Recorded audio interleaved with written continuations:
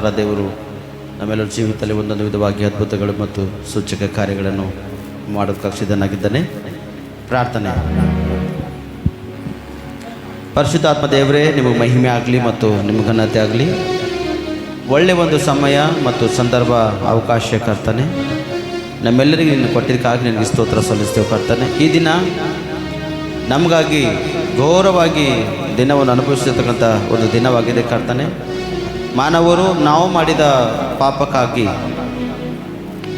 ನೀನು ಸಿಲುಬೆಯ ಭಾರವನ್ನು ಹೊತ್ತುಕೊಂಡು ನಾವು ಮಾಡಿರ್ತಕ್ಕಂಥ ಎಲ್ಲ ಪಾಪ ದ್ರೋಹ ಅಪರಾಧಗಳಿಗಾಗಿ ನೀನು ಅವಮಾನ ಹೊಂದಿ ದೇವರೇ, ನಾವು ಮಾಡಿರ್ತಕ್ಕಂಥ ಪಾಪಗಳಿಗೆ ನೀನು ಜಜ್ಜಲ್ಪಟ್ಟು ದೇವ ನಮಗೆ ಬಿಡುಗಡೆ ಆಗುವ ಹಾಗೆ ನೀನು ಕೃಪೆ ತೋರಿಸಿದಕ್ಕಾಗಿ ನಿನಗೆ ಸ್ತೋತ್ರ ಸಲ್ಲಿಸ್ತಕ್ಕಂಥವರಾಗಿದ್ದೇವೆ ಕರ್ತನೆ.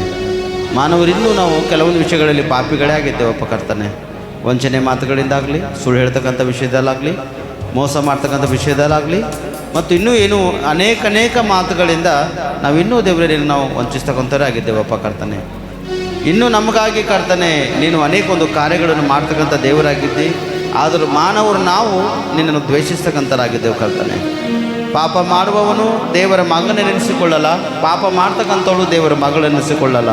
ಹಾಗಾಗಿ ಪ್ರಿಯ ನನ್ನ ಸೋದರ, ಎಷ್ಟು ಪಾಪ ಮಾಡಿದ್ರೇನು ಅದು ದೇವರ ಸನ್ನಿಧಿಯಲ್ಲಿ ಒಂದಿನ ಲೆಕ್ಕ ಒಪ್ಪಿಸ್ಬೇಕು ಪ್ರಿಯರೇ. ಪಾಪವನ್ನು ಹೊತ್ತುಕೊಂಡು ಪರಲೋಕಕ್ಕೆ ಹೋಗಲಿಕ್ಕೆ ಅವಕಾಶ ಅನಿಸಿಲ್ಲ ನಿನಗೆ. ಈ ಲೋಕದಲ್ಲಿ ಶುದ್ಧಾಗಿ, ಈ ಲೋಕದಲ್ಲಿ ನೀನು ಸ್ವಚ್ಛವಾಗಿದ್ದು, ಈ ಲೋಕದಲ್ಲಿ ಒಂದು ನಂಬಿಗಸ್ತನಾಗಿದ್ದು, ಈ ಲೋಕದಲ್ಲಿ ಕರ್ತನ ಕಡೆ ಮನಪೂರ್ವಕ ಸಂಪೂರ್ಣವಾಗಿ ನೀನು ತಿರುಗಿಕೊಂಡು ಕರ್ತನ ಮಗನೂ ಮಗಳಾಗಿ ನೀನು ಜೀವಿಸುವಾಗ ಪರಲೋಕ ರಾಜ್ಯದ ಕೊಂಡು ಸೇರ್ಲಿಕ್ಕೆ ಅವಕಾಶ ಇದೆ ಪ್ರಿಯರೇ. ಪರಿಶುದ್ಧಾತ್ಮ ದೇವರೇ, ನಿನಗೆ ಮಾತ್ರ ಮಹಿಮೆ ಆಗಲಿ ಕರ್ತನೆ, ನಿನಗೆ ಮಾತ್ರ ಘನತೆ ಆಗಲಿ ಕರ್ತನೆ. ನಾವು ಮಾಡಿದ ಅಪರಾಧಗಳಿಂದ, ನಾವು ಮಾಡಿದ ಪಾಪದ ದಶೆಯಿಂದ ಕರ್ತನೆ ನಿನ್ನ ಗಾಯವಾಗಿದಪ್ಪ ಕರ್ತನೆ. ಅದಕ್ಕಾಗಿ ನಿನ್ನ ಸನ್ನಿಧಿಯಲ್ಲಿ ನಾವು ಪ್ರಾರ್ಥಿಸ್ತೇವೆ ಕರ್ತನೆ. ಯಾರ್ಯಾರು ಇದನ್ನು ತನ್ನ ಪಾಪಗಳು ಒಪ್ಪಿಕೊಂಡು ದೇವಾ ನನ್ನ ಕ್ಷಮಿಸು ಎಂಬುದಾಗಿ ನಿನ್ನ ಸನ್ನಿಧಿಯಲ್ಲಿ ಬೇಡುತ್ತಾರೋ ಅವ್ರನ್ನ ಕ್ಷಮಿಸುವಪ್ಪ ಕರ್ತನೆ.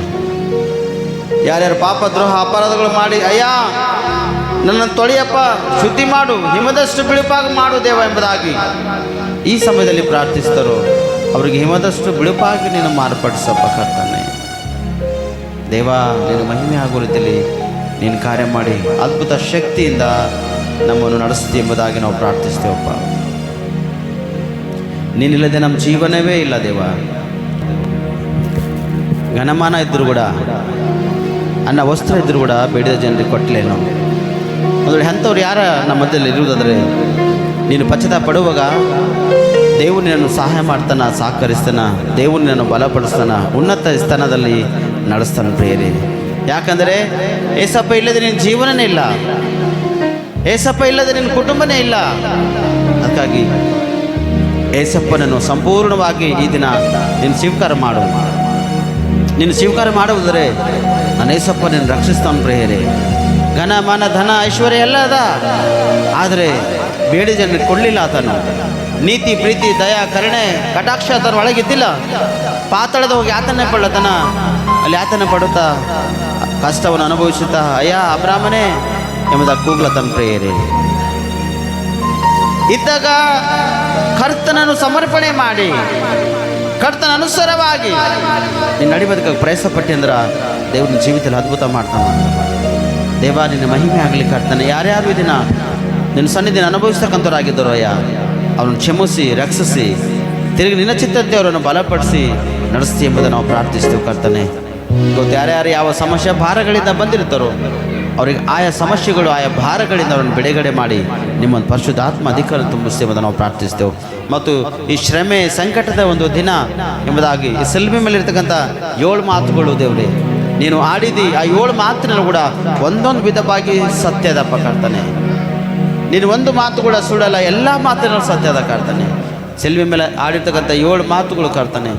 ಯಾರು ಯಾವ ಮಕ್ಕಳು ಹೇಳುತ್ತಾರೋ ಕರ್ತನೆ, ಆ ಮಕ್ಕಳೊಟ್ಟಿಗೆ ನೀನು ಮಾತಾಡು ದೇವ. ಆ ಮಕ್ಕಳು ಹೇಳುವಾಗ ಅವ್ರ ಬಾಯಿ ತುಟಿ ನಾಲ್ಜಿಗಳದ್ದು ನೀವು ಮಾತಾಡು. ಜ್ಞಾನಹೀನರಾಗಿದ್ದಿರ್ಬೋದು ಕರ್ತನೆ ದೇವರೇ. ಜ್ಞಾನಹೀನರಾಗಿರುವಾಗ ಅವರಿಗೆ ನಿನ್ನ ಒಂದು ಜ್ಞಾನದಿಂದ ಬಲ ಶಕ್ತಿ ಸಾಮರ್ಥ್ಯ ಧೈರ್ಯದಿಂದ ತುಂಬಿಸ್ತಿ ಎಂಬುದನ್ನು ನಾವು ಪ್ರಾರ್ಥಿಸ್ತೇವೆ ಕರ್ತನೆ ದೇವ. ಮತ್ತು ಈ ದಿನ ನಿನ್ನ ಸನ್ನಿಧಿ ಅನುಭವಿಸುವಾಗ ನಮ್ಮನ್ನು ಸಹಾಯ ಮಾಡೋಕ್ಕಾಗಿ ಸ್ತೋತ್ರ. ಈ ಸಮಯದಲ್ಲಿ ನಮ್ಮೆಲ್ಲರ ಆತ್ಮ ಪ್ರಾಣ ಸ್ಥಿರ ಹಸ್ತಕ್ಕೊಪ್ಪಿಸ್ಕೊಡ್ತೇವೆ. ಸಿಲ್ಬೆ ಮೇಲೆ ಆಡ್ತಕ್ಕಂಥ 7 ಮಾತುಗಳನ್ನು ಹಸ್ತಕ್ಕೊಪ್ಪಿಸ್ಕೊಡ್ತೇವೆ. 7 ಮಾತಿನಲ್ಲಿ ಸತ್ಯದ, ಅದರ ಅನುಸಾರವಾಗಿ ನಮ್ಮೆಲ್ಲರ ಜೀವಿತ ಕಟ್ಟಲ್ಪಡುವಾಗೆ ನೀನು ಸಹಕರಿಸ್ತೀವಿ. ನಮ್ಮ ಒಡೆಯನ ರಕ್ಷಕನಾಗಿರ್ತಕ್ಕಂಥ ನಜರೇತ ಯೇಸು ಕ್ರಿಸ್ತನಲ್ಲಿ ಪ್ರಾರ್ಥಿಸಿ ನಮ್ಮ ರಕ್ಷಕ. ಆಮೇನ್, ಆಮೇನ್, ಆಮೇನ್.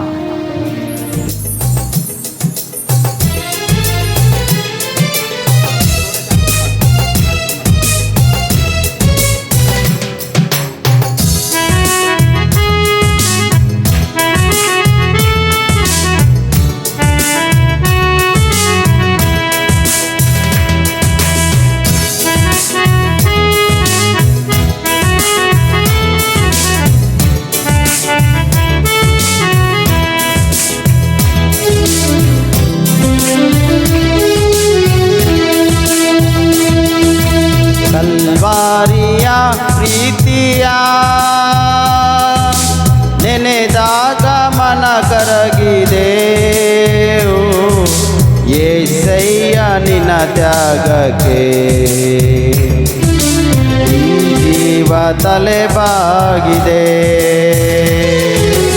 ಕಲ್ವಾರಿಯ ಪ್ರೀತಿಯ ನೆನೆದಾಗ ಮನ ಕರಗಿದೆ. ಏಸಯ್ಯ ನಿನ್ನ ತ್ಯಾಗಕ್ಕೆ ಈ ಜೀವ ತಲೆಬಾಗಿದೆ. ಘೋರ ಘೋರ ಘೋರ ಶಿಲುಬೆಯ ಮರಣ ಘೋರ, ಬಾರ ಬಾರ ಬಾರ ನನ್ನ ಹೃದಯದಿ ಬಾರ.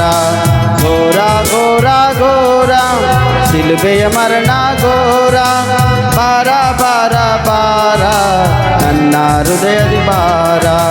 ಕಲ್ವಾರಿಯ ಪ್ರೀತಿಯ ನೆನೆದಾಗ ಮನ ಕರಗಿದೆ. ಏಸಯ್ಯ ನಿನ್ನ ತ್ಯಾಗಕ್ಕೆ ಈ ಜೀವ ತಲೆಬಾಗಿದೆ. ಕಲ್ವಾರಿಯ ಪ್ರೀತಿಯ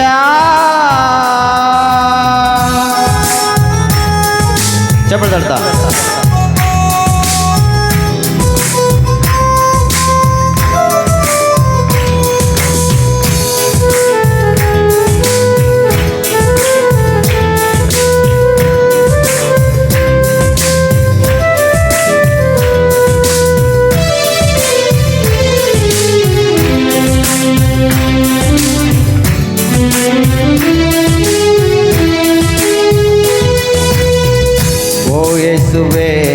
ನಿನ್ನ ಈ ಪ್ರೀತಿ ಅರೆಯೇ ಈ ಲೋಕದ ಪಾಪವ ಹೊತ್ತ ಕುರಿಯೇ. ಓ ಯೇಸುವೆ ನಿನ್ನ ಈ ಪ್ರೀತಿ ಅರೆಯೇ ಈ ಲೋಕದ ಪಾಪವ ಹೊತ್ತುವ ಕುರಿಯೇ. ನಾ ಪಡೆದ ಶಾಪ ನೀ ಹೊತ್ತು ನಡೆದೆ, ಆ ಶಿಲುಬೆಯಲ್ಲಿ ಮರಣವ ಸಹಿಸಿದೆ. ನಾ ಪಡೆದ ಶಾಪ ನೀ ಹೊತ್ತು ನಡೆದೆ, ಆ ಶಿಲುಬೆಯಲ್ಲಿ ಮರಣವ ಸಹಿಸಿದೆ. ಓ ದೇವನೇ ನನ್ನಲ್ಲೇಕೆ ಇಂಥ ಪ್ರೀತಿ ಘೋರ ಘೋರ ಘೋರ, ಶಿಲುಬೆಯ ಮರಣ ಘೋರ, ಬಾರ ಬಾರ ಬಾರ ನನ್ನ ಹೃದಯ ಬಾರ. ಘೋರ ಘೋರ ಘೋರ ಶಿಲುಬೆಯ ಮರಣ ಘೋರ, ಬಾರ ಬಾರ ಬಾರ ನನ್ನ ಹೃದಯದಿ ಬಾರ. ಕಲ್ವಾರಿಯ ಪ್ರೀತಿಯ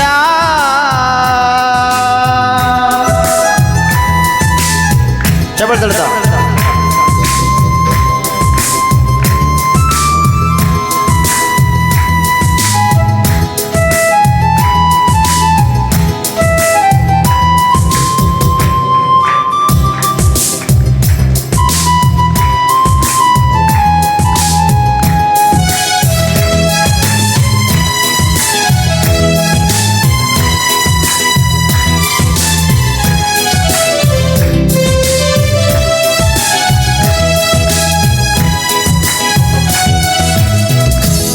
ಕರ್ತನೆ ನಿನ್ನ ಕೈಗೊಂಬೆ ನಾನು, ನಿನ್ನ ಶ್ವಾಸದಿ ಜೀವಿಸೋ ಜೇಡಿ ಮಣ್ಣು. ಓ ಕರ್ತನೆ ನಿನ್ನ ಕೈ ಗೊಂಬೆ ನಾನು, ನಿನ್ನ ಶ್ವಾಸದಿ ಜೀವಿಸೋ ಜೇಡು ಮಣ್ಣು. ನನ್ನ ಅಪರಾಧಕ್ಕೆ ನೀ ರಕ್ತ ಸುರಿಸಿದೆ, ಕಲ್ವಾರಿಯಲ್ಲಿ ಶಿಕ್ಷೆಯ ಸಹಿಸಿದೆ. ನನ್ನ ಅಪರಾಧಕ್ಕೆ ನೀ ರಕ್ತ ಸುರಿಸಿದೆ, ಕಲ್ವಾರಿಯಲ್ಲಿ ಶಿಕ್ಷೆಯ ಸಹಿಸಿದೆ. ಓ ದೇವನೇ ನಿನ್ನ ಈ ತ್ಯಾಗಕ್ಕೆ ಭ್ರಮಿಸಿ ಹೋದೆ. ಘೋರ ಘೋರ ಘೋರ ಸಿಲುಬೆಯ ಮರಣ ಘೋರ, ಬಾರ ಬಾರ ಬಾರ ನನ್ನ ಹೃದಯದಿ ಬಾರ. ಘೋರ ಘೋರ ಘೋರ ಸಿಲುಬೆಯ ಮರಣ ಘೋರ, ಬಾರ ಬಾರ ಬಾರ ನನ್ನ ಹೃದಯದಿ ಬಾರ. ಕಲ್ವಾರಿಯ ಪ್ರೀತಿಯ ನೆನೆದಾಗ ಮನ ಕರಗಿದೆ. ಓ ಏಸಯ್ಯ ನಿನ್ನ ತ್ಯಾಗಕ್ಕೆ ಈ ಜೀವ ತಲೆ ಬಾಗಿದೆ. ಕಲ್ವಾರಿಯ ಪ್ರೀತಿಯ ನೆನೆದಾಗ ಮನ ಕರಗಿದೆ. ಓ ಏಸಯ್ಯ ನಿನ್ನ ತ್ಯಾಗಕ್ಕೆ ಈ ಜೀವ ತಲೆ ಬಾಗಿದೆ. ಘೋರ ಘೋರ ಘೋರ ಸಿಲುಬೆಯ ಮರಣ ಘೋರ, ಬಾರ ಬಾರ ಬಾರ ನನ್ನ ಹೃದಯದಿ ಬಾರ. ಘೋರ ಘೋರ ಘೋರ ಸಿಲುಬೆಯ ಮರಣ ಘೋರ, ಬಾರ ಬಾರ ಬಾರ ನನ್ನ ಹೃದಯದಿ ಬಾರ. ಕಲ್ವಾರಿಯ ಪ್ರೀತಿಯ ನೆನೆದಾಗ ಮನ ಕರಗಿದೆ. ಓ ಏಸಯ್ಯ ನಿನ್ನ ತ್ಯಾಗಕ್ಕೆ ಈ ಜೀವ ತಲೆ ಬಾಗಿದೆ. ಕಲ್ವಾರಿಯ ಪ್ರೀತಿಯ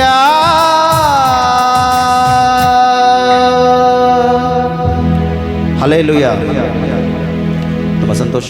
7 ಮಾತಿನಲ್ಲಿ ಮೊದಲನೇ ಮಾತು ನಮ್ಮ ಮಧ್ಯದಲ್ಲಿ ಬ್ರದರ್ ಸಂಪತ್ ಕುಮಾರ್ ಅವರಿದ್ದಾರೆ. ಅವರು ಬಂದು ಮೊದಲನೇ ಮಾತನ್ನು ಆಡೋದಕ್ಕಾಗಿ ಸಿದ್ಧರಾಗಿರ್ತಾರೆ.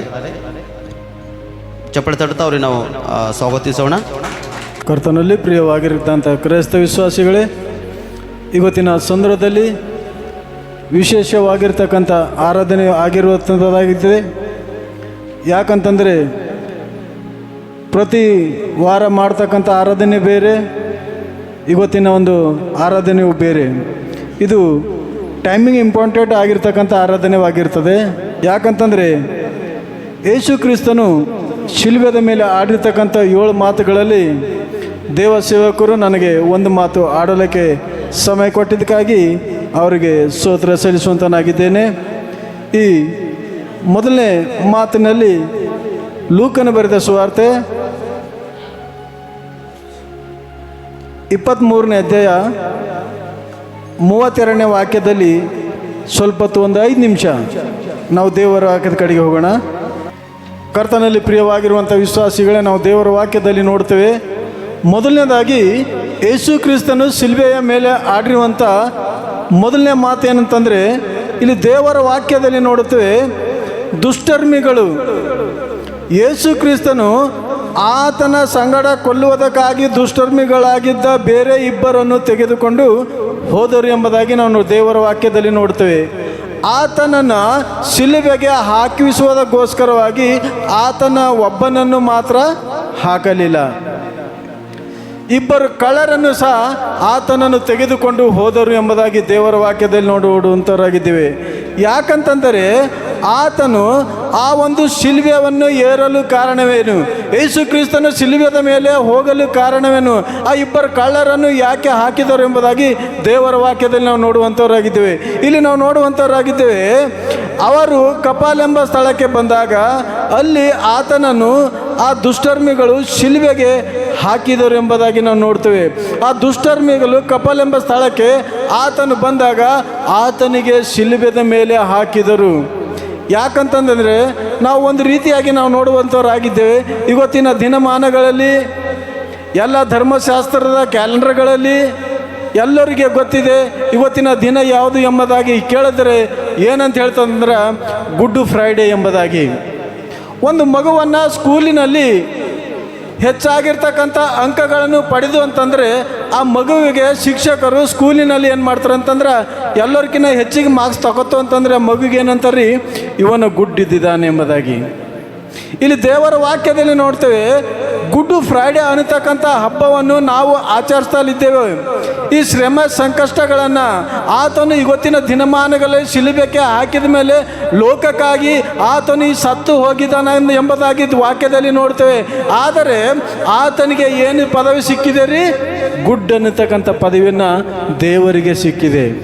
ಪ್ರಿಯವಾಗಿರುವಂಥ ವಿಶ್ವಾಸಿಗಳೇ, ಮಾನವರಾಗಿರ್ತಕ್ಕಂಥವ್ರು ನಾವು ನೀವುಗಳು ಮಾಡಿರ್ತಕ್ಕಂಥ ಪಾಪವನ್ನು ಆತನು ಹೊತ್ತುಕೊಂಡು ಗುಡ್ಡೆ ಅನಿಸಿಕೊಂಡಿದ್ದನು ಎಂಬುದಾಗಿ ವಾಕ್ಯದಲ್ಲಿ ನೋಡ್ತೇವೆ. ಯಾಕಂತಂದರೆ ಆತನು ಶಿಲುಬೆದ ಮೇಲೆ 2 ಕೈ ಕಾಲುಗಳನ್ನು ಮಾಳಿ ಹೊಡೆದರು. ಆದರೆ ಆತನು ಶಿಲುಬೆದ ಮೇಲೆ ಕಣ್ಣೀರು ಸುರಿಸುತ್ತಾ ಆತನು ಹೇಳ್ತಾ ಇದ್ದಾನೆ, ಈ ಮಾನವ ಲೋಕದ ಜನರಿಗೆ, ನಮ್ಮಗೂ ನಿಮ್ಮಗೂ ಕೂಡ ಹೇಳ್ತಾ ಇದ್ದಾನೆ. ಇಲ್ಲಿ ವಾಕ್ಯದಲ್ಲಿ ಕೂಡ ನಾವು ನೋಡ್ತೇವೆ, ಒಬ್ಬನನ್ನು ಆತನ ಬಲಗಡೆಯಲ್ಲಿ ಒಬ್ಬನನ್ನು ಆತನ ಎಡಗಡೆಯಲ್ಲಿ ಹಾಕಿದರು ಎಂಬುದಾಗಿ ನಾವು ನೋಡ್ತೇವೆ. ಇದು ಆ ದುಷ್ಕರ್ಮಿಗಳ ಕಳ್ಳರು ಆ ಕಡೊಬ್ಬನಿಗೆ ಮತ್ತು ಈ ಕಡೊಬ್ಬನಿಗೆ ಶಿಲುಬೆದ ಮೇಲೆ ಹಾಕಿದರು ಎಂಬುದಾಗಿ ನಾವು ನೋಡ್ತೇವೆ. ಆದರೆ ಪ್ರಿಯವಾಗಿರುವಂಥ ವಿಶ್ವಾಸಿಗಳೇ, ಮಾನವರಾಗಿರ್ತಕ್ಕಂಥವ್ರು ನಾವುಗಳು ನೀವುಗಳು ನಮ್ಮಲ್ಲಿ ನಿಮ್ಮಲ್ಲಿ ಶಾಂತಿ ಸಮಾಧಾನ ಹೊಂದಿಕೊಳ್ತಕ್ಕಂಥ ಕ್ರೈಸ್ತರ ಮಕ್ಕಳು ನೀವು ಆಗಿರಬೇಕಾಗಿದೆ. ಚಬುಕದಿಂದ ಹೊಡ್ಕೋತಾ ಹೋಯ್ದವರು, ಆದರೆ ಶಿಲುಬೆಯನ್ನು ಹೊತ್ಕೊಂಡು ಹೊಡ್ಕೋತಾ ಇದ್ದರು. ಕೊನೆಗೆ ಆ ಒಂದು ಶಿಲುಬೆದ ಮೇಲೆ ಹಾಕಿದ ಮ್ಯಾಗ ದೇವರು ಆತನಿಗೆ ಬೈಲಿಲ್ಲ. ದೇವರು ಆತನಿಗೆ ಬೈಬೇಕಾಗಿತ್ತು, ಎಲ್ಲ ಜನರಿಗೆ ಬೈಬೇಕಾಗಿತ್ತು, ಆದರೆ ಬೈದಿಲ್ಲ. ಏನಂತ ಹೇಳ್ತಾನ್ರಿ? ನಾವು ಓದಮ್ಮ 34. ಆಗ ಯೇಸು, ತಂದೆಯೇ ಅವರಿಗೆ ಕ್ಷಮಿಸು, ತಾವು ಏನು ಮಾಡುತ್ತೇವೆ ಎಂಬುದು ಅರಿಯರು ಅಂದನು. ಇಲ್ಲಿ ನೋಡ್ತೇವೆ ಪ್ರಿಯವಾಗಿರುವಂಥ ವಿಶ್ವಾಸಿಗಳೇ, ಆಗ ಯೇಸು, ತಂದೆ ಅವರನ್ನು ಕ್ಷಮಿಸು. ಯಾರನ್ನು? ಅವರನ್ನು ಕ್ಷಮಿಸು. ನನ್ನನ್ನು ಈ ಒಂದು ಕಷ್ಟವನ್ನು ಕೊಟ್ಟು ಶಿಲುಬೆದ ಹಾಕಿ ನನ್ನನ್ನು ಕೊಲ್ಲುತ್ತಾ ಇದ್ದಾರೆ ಈ ಜನ, ಇವರನ್ನು ಕ್ಷಮಿಸು ದೇವರೇ, ಇವರು ಏನು ಮಾಡ್ತಾರೆ ಇವರಿಗೆ ಗೊತ್ತಿಲ್ಲ ಎಂಬುದಾಗಿ ಹೇಳ್ತಾ ಇದ್ದಾನೆ. ಪ್ರಿಯವಾಗಿರುವಂಥ ವಿಶ್ವಾಸಿಗಳೇ, ಮಾನವರಾಗಿರ್ತಕ್ಕಂಥವ್ರು ನಾವು ನೀವುಗಳು ಹಳ್ಳಿ ಪಳ್ಳಿಗಳಿಂದಾಗಲಿ ಬೇರೆ ಆ ಕಡೆಯಿಂದಾಗಲಿ ಯಾರಾದರೂ ಒಂದು ಕಾಣಿಕೆ ಎತ್ತಕ್ಕಂಥ ಸಂದರ್ಭದಲ್ಲಿ ಯಾರ್ದಾರ ಕಾಲು ತುಳಿದನು ಅಂತಂದ್ರೆ ಏನು ಮಾಡ್ತೇವ್ರಿ? ಅವು ಇನ್ನೊಮ್ಮೆ ಕಾಣಿಕೆನೇ ಎತ್ತಬೇಡ್ದು ಹಾಕಿ ಬೈದು ಬಿಡ್ತೇವೆ. ಇಲ್ಲಿ ದೇವರಿಗೆ ಶಿಲುಬೆದ ಮೇಲೆ ಹಾಕಿದ ಮೇಲೆ ತಂದೆ ಅವರನ್ನು ಕ್ಷಮಿಸು, ತಾವು ಏನು ಮಾಡ್ತಾರೆಂದು ಅವರು ಅರಿಯರು ಎಂಬುದಾಗಿ ಹೇಳ್ತಾ ಇದ್ದಾನೆ. ಅವರು ಏನು ಮಾಡ್ತಾ ಇದ್ದಿದ್ದಾರೋ ಅವರಿಗೆ ಗೊತ್ತಿಲ್ಲ. ಪ್ರಿಯವಾಗಿರುವಂಥ ವಿಶ್ವಾಸಿಗಳೇ, ನಾವು ನೀವು ಮಾಡ್ತಕ್ಕಂಥ ಕಾರ್ಯ ನಮಗೆ ಗೊತ್ತಿಲ್ಲ. ಯಾಕಂತಂದರೆ ದೇವರ ವಾಕ್ಯದಲ್ಲಿ ನಾವು ನೋಡುವಂಥವರಾಗಿದ್ದೇವೆ, ಅವರು ಏನು ಮಾಡ್ತಾರೋ ಅವರು ಅರಿಯರು, ಅವರಿಗೆ ಗೊತ್ತಿಲ್ಲ ಎಂಬುದಾಗಿ. ನಮ್ಮ ನಿಮ್ಮ ಪಾಪಗಳಿಗೋಸ್ಕರವಾಗಿ ಶಿಲುಬೆದ ಮೇಲೆ ಆತನು ಕೈ ಕಾಲುಗಳಲ್ಲಿ ಮಳೆಯನ್ನು ಹೊಡೆಸಿಕೊಂಡು ಜೀವಂತವಾಗಿದ್ದು ಕಣ್ಣೀರು ಸುರಿಸುತ್ತಾ ಅಲ್ಲಿರ್ತಕ್ಕಂಥ ಎಲ್ಲ ಜಾತಿ ಜನಾಂಗದವರಿಗೆ ಎಲ್ಲ ಜನರಿಗೆ ಹೇಳ್ತಿದ್ದಾನೆ, ತಂದೆ ಅವರನ್ನು ಕ್ಷಮಿಸು ಎಂಬುದಾಗಿ. ಪ್ರಿಯವಾಗಿರುವಂಥ ವಿಶ್ವಾಸಿಗಳೇ, ಮಾನವರಾಗಿರ್ತಕ್ಕಂಥವ್ರು ನಾವು ನೀವು ಅಕ್ಕಪಕ್ಕದಲ್ಲಿ ಒಂದು ಮನೆ ಇತ್ತಂತಂದರೆ ಸುತ್ತ ಒಂದು ರೌಂಡಾಗಿ ಒಂದು 10 ಮನೆಗೆ ನಾವು ಏನು ಮಾಡಬೇಕು? ಕ್ಷಮಿಸ್ತಕ್ಕಂಥ ಮಕ್ಕಳಾಗಿರಬೇಕು. ಅಕ್ಕಪಕ್ಕದವರು ಚೆನ್ನಾಗಿರ್ತಕ್ಕಂಥ ಮಕ್ಕಳಾಗಿರಬೇಕು. ಯಾಕಂತಂದರೆ ನಾವು ದೇವರಿಗೆ ಮಹಿಮೆ ಪಡಿಸಿಕೊಳ್ಬೇಕಾದ್ರೆ ತಂದೆ ಅವರನ್ನು ಕ್ಷಮಿಸು ಎಂಬುದಾಗಿ ಆತನು ಹೇಳಿದಾಗ, ಪ್ರಿಯವಾಗಿರುವಂಥ ವಿಶ್ವಾಸಿಗಳೇ, ನಾವು ನೀವುಗಳು ಒಬ್ಬರೊಬ್ಬರನ್ನು ಕ್ಷಮೆ ಕೇಳ್ತಕ್ಕಂಥ ಮಕ್ಕಳಾಗಿರಬೇಕಾಗಿದೆ. ಗರ್ವ ಅಹಂಕಾರ ಇದ್ದಿರ್ತಕ್ಕಂಥದ್ದು ಯೇಸು ಸ್ವಾಮಿಗೆ ದೇವರಿಗೆ ಇಷ್ಟವಿಲ್ಲ. ಪಾಪದ ಗುಣಗಳು ದೇವರಿಗೆ ಇಷ್ಟವಿಲ್ಲ. ಮೋಸ ಮಾಡ್ತಕ್ಕಂಥದ್ದು ದೇವರಿಗೆ ಇಷ್ಟವಿಲ್ಲ. ಅನ್ಯಾಯ ಮಾಡ್ತಕ್ಕಂಥದ್ದು ದೇವರಿಗೆ ಇಷ್ಟ ಇಲ್ಲ. ಯಾಕಂತಂದರೆ ಆತನು ನಿಮ್ಮನ್ನು ಕ್ಷಮಿಸುವಂಥ ದೇವರಾಗಿದ್ದಾನೆ, ಪಾಪದಿಂದ ಬಿಡಿಸುವಂಥ ದೇವರಾಗಿದ್ದಾನೆ. ಆದರೆ ಪ್ರಿಯವಾಗಿರುವಂಥ ವಿಶ್ವಾಸಿಗಳೇ, ಈ ಲೋಕದಲ್ಲಿ ನಾವು ನೀವುಗಳು ಎಷ್ಟು ಪಾಪ ಮಾಡ್ತಾ ಇದ್ದೇವೋ ಅಷ್ಟು ದೇವರಿಗೆ ಕಷ್ಟವನ್ನು ಸಿಗುವಂಥದ್ದಾಗಿದೆ. ನಾವು ಹೆಚ್ಚಿನ ಸಂಖ್ಯೆಯಲ್ಲಿ ನಾವು ಪಾಪದ ದಾರಿಗೆ ಬಿದ್ದು ಹೋಗಲಾರದ ಹಾಗೆ ಒಳ್ಳೆ ಮಗನಾಗಿದ್ದು ಒಳ್ಳೆ ಮಗಳಾಗಿದ್ದು ದೇವರಿಗೆ ಮಹಿಮೆ ಪಡಿಸ್ತಕ್ಕಂಥ ಮಕ್ಕಳು ನೀವು ಆಗಿರಬೇಕಾಗಿದೆ. ಇಷ್ಟು ಕಷ್ಟಗಳನ್ನು ಕೊಟ್ಟಿದ್ರು ಸಹ ದೇವರು ಹೇಳ್ತಾ ಇದ್ದಾನೆ, ತಂದೆ ಇವರನ್ನು ಕ್ಷಮಿಸು, ಇವರು ಏನು ಮಾಡ್ತಾ ಇದ್ದಾರೋ ಇವರಿಗೆ ಗೊತ್ತಿಲ್ಲ. ಆದರೆ ಪ್ರಿಯವಾಗಿರುವಂಥ ವಿಶ್ವಾಸಿಗಳೇ, ನೀವು ಮಾಡ್ತಕ್ಕಂಥದ್ದು ನೀತಿ ಅನ್ನತಕ್ಕಂಥದ್ದು ದೇವರಿಗೆ ಮೆಚ್ಚುಗೆಯಾಗಿದೆ. ನೀತಿಕಂತರ ಮಾರ್ಗವನ್ನು ದೇವರು ಲಕ್ಷಿಸ್ತಾನೆ ಎಂಬುದಾಗಿ ವಾಕ್ಯದಲ್ಲಿ ಕೂಡ ನೋಡ್ತೇವೆ. ಆದರೆ ಪ್ರಿಯವಾಗಿರುವಂಥ ವಿಶ್ವಾಸಿಗಳೇ, ಈ ಲೋಕದಲ್ಲಿ ನಾವು ನಿಮಗೋಸ್ಕರವಾಗಿ ದೇವರು ಶಿಲುಬೆಯ ಮೇಲೆ ಸತ್ತು ಹೂಳಲ್ಪಟ್ಟಿದ್ದಾನೆ ಎಂಬುದಾಗಿ ನೋಡುತ್ತೇವೆ. ಆದರೆ ಈ ಮೊದಲನೇ ಮಾತಿನಲ್ಲಿ ನಾವು ನೋಡಬೇಕಾದರೆ, ತಂದೆ ಅವರನ್ನು ಕ್ಷಮಿಸು, ತಾವು ಏನು ಮಾಡ್ತಾರೋ ಅವರು ಅರಿಯರು ಎಂಬುದಾಗಿ ನೋಡ್ತೇವೆ. ಪ್ರಿಯವಾಗಿರುವಂಥ ವಿಶ್ವಾಸಿಗಳೇ, ನೀವು ಮಾಡ್ತಕ್ಕಂಥ ಕೆಲಸ ಕಾರ್ಯಗಳನ್ನು ದೇವರಿಗೆ ಮೆಚ್ಚುಗೆ ಆಗಿರ್ತಕ್ಕಂಥದ್ದನ್ನು ಮಾಡಬೇಕಾಗಿದೆ. ಆದರೆ ಸಮಯ ಇರುವುದರಿಂದ ನಾನು ದೇವರ ವಾಕ್ಯವನ್ನು ಮುಗಿಸ್ತೇನೆ. ದೇವರು ನಿಮ್ಮೆಲ್ಲರನ್ನು ಆತ್ಮಬಲಕ್ಕಾಗಿ ಆಶೀರ್ವಾದ ಮಾಡಲಿ. ಆಮೀನ್. ಜೈ ಕ್ರಿಸ್ತ. ಸ್ವಲ್ಪ ಸಮಯದಲ್ಲೇ ಒಳ್ಳೆಯ ಸಂದೇಶ ಕೊಟ್ಟಿದ್ದಕ್ಕಾಗಿ ದೇವರು ಸ್ತೋತ್ರ. ಚಪ್ಪಾಳೆ ತಟ್ಟಿ ದೇವರು ಮಹಿಮೆ ಆಗಲಿ.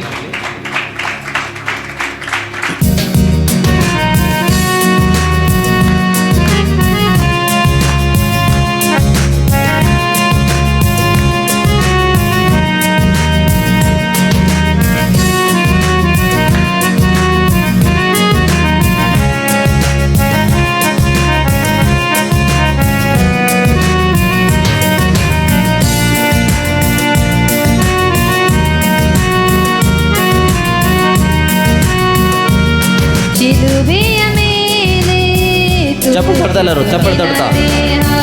ಘೋರವಾದ ಕಲ್ವಾರಿಲಿ ಕಾಡಿತು ನೀರಿನ ನೀರಿಗೆ ಬದಲು ಹುಳಿಯ ರಸವೇ, ಕಾಡಿತು ನೀರಿನ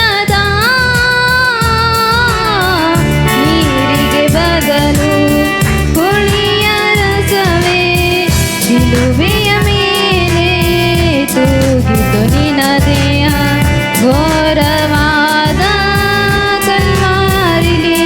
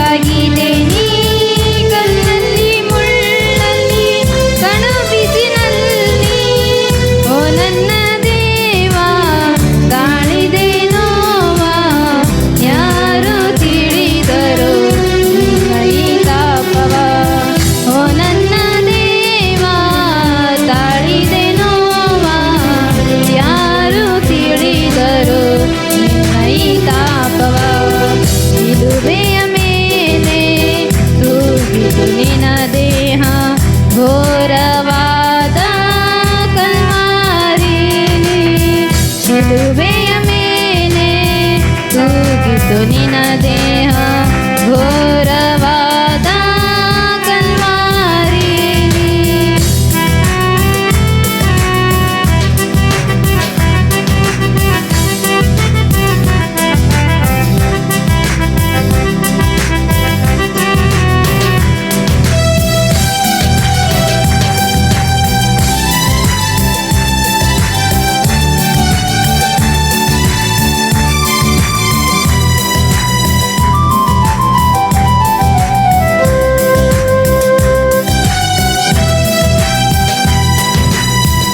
ಅಪ್ಪ ಪಿತಾನೆ ರಯಕ ಸುತನೆ ಒಪ್ಪಿಸಿ ಕೊಟ್ಟಿರುವೆ ನಿನ್ನನ್ನೇ ನನಗೆ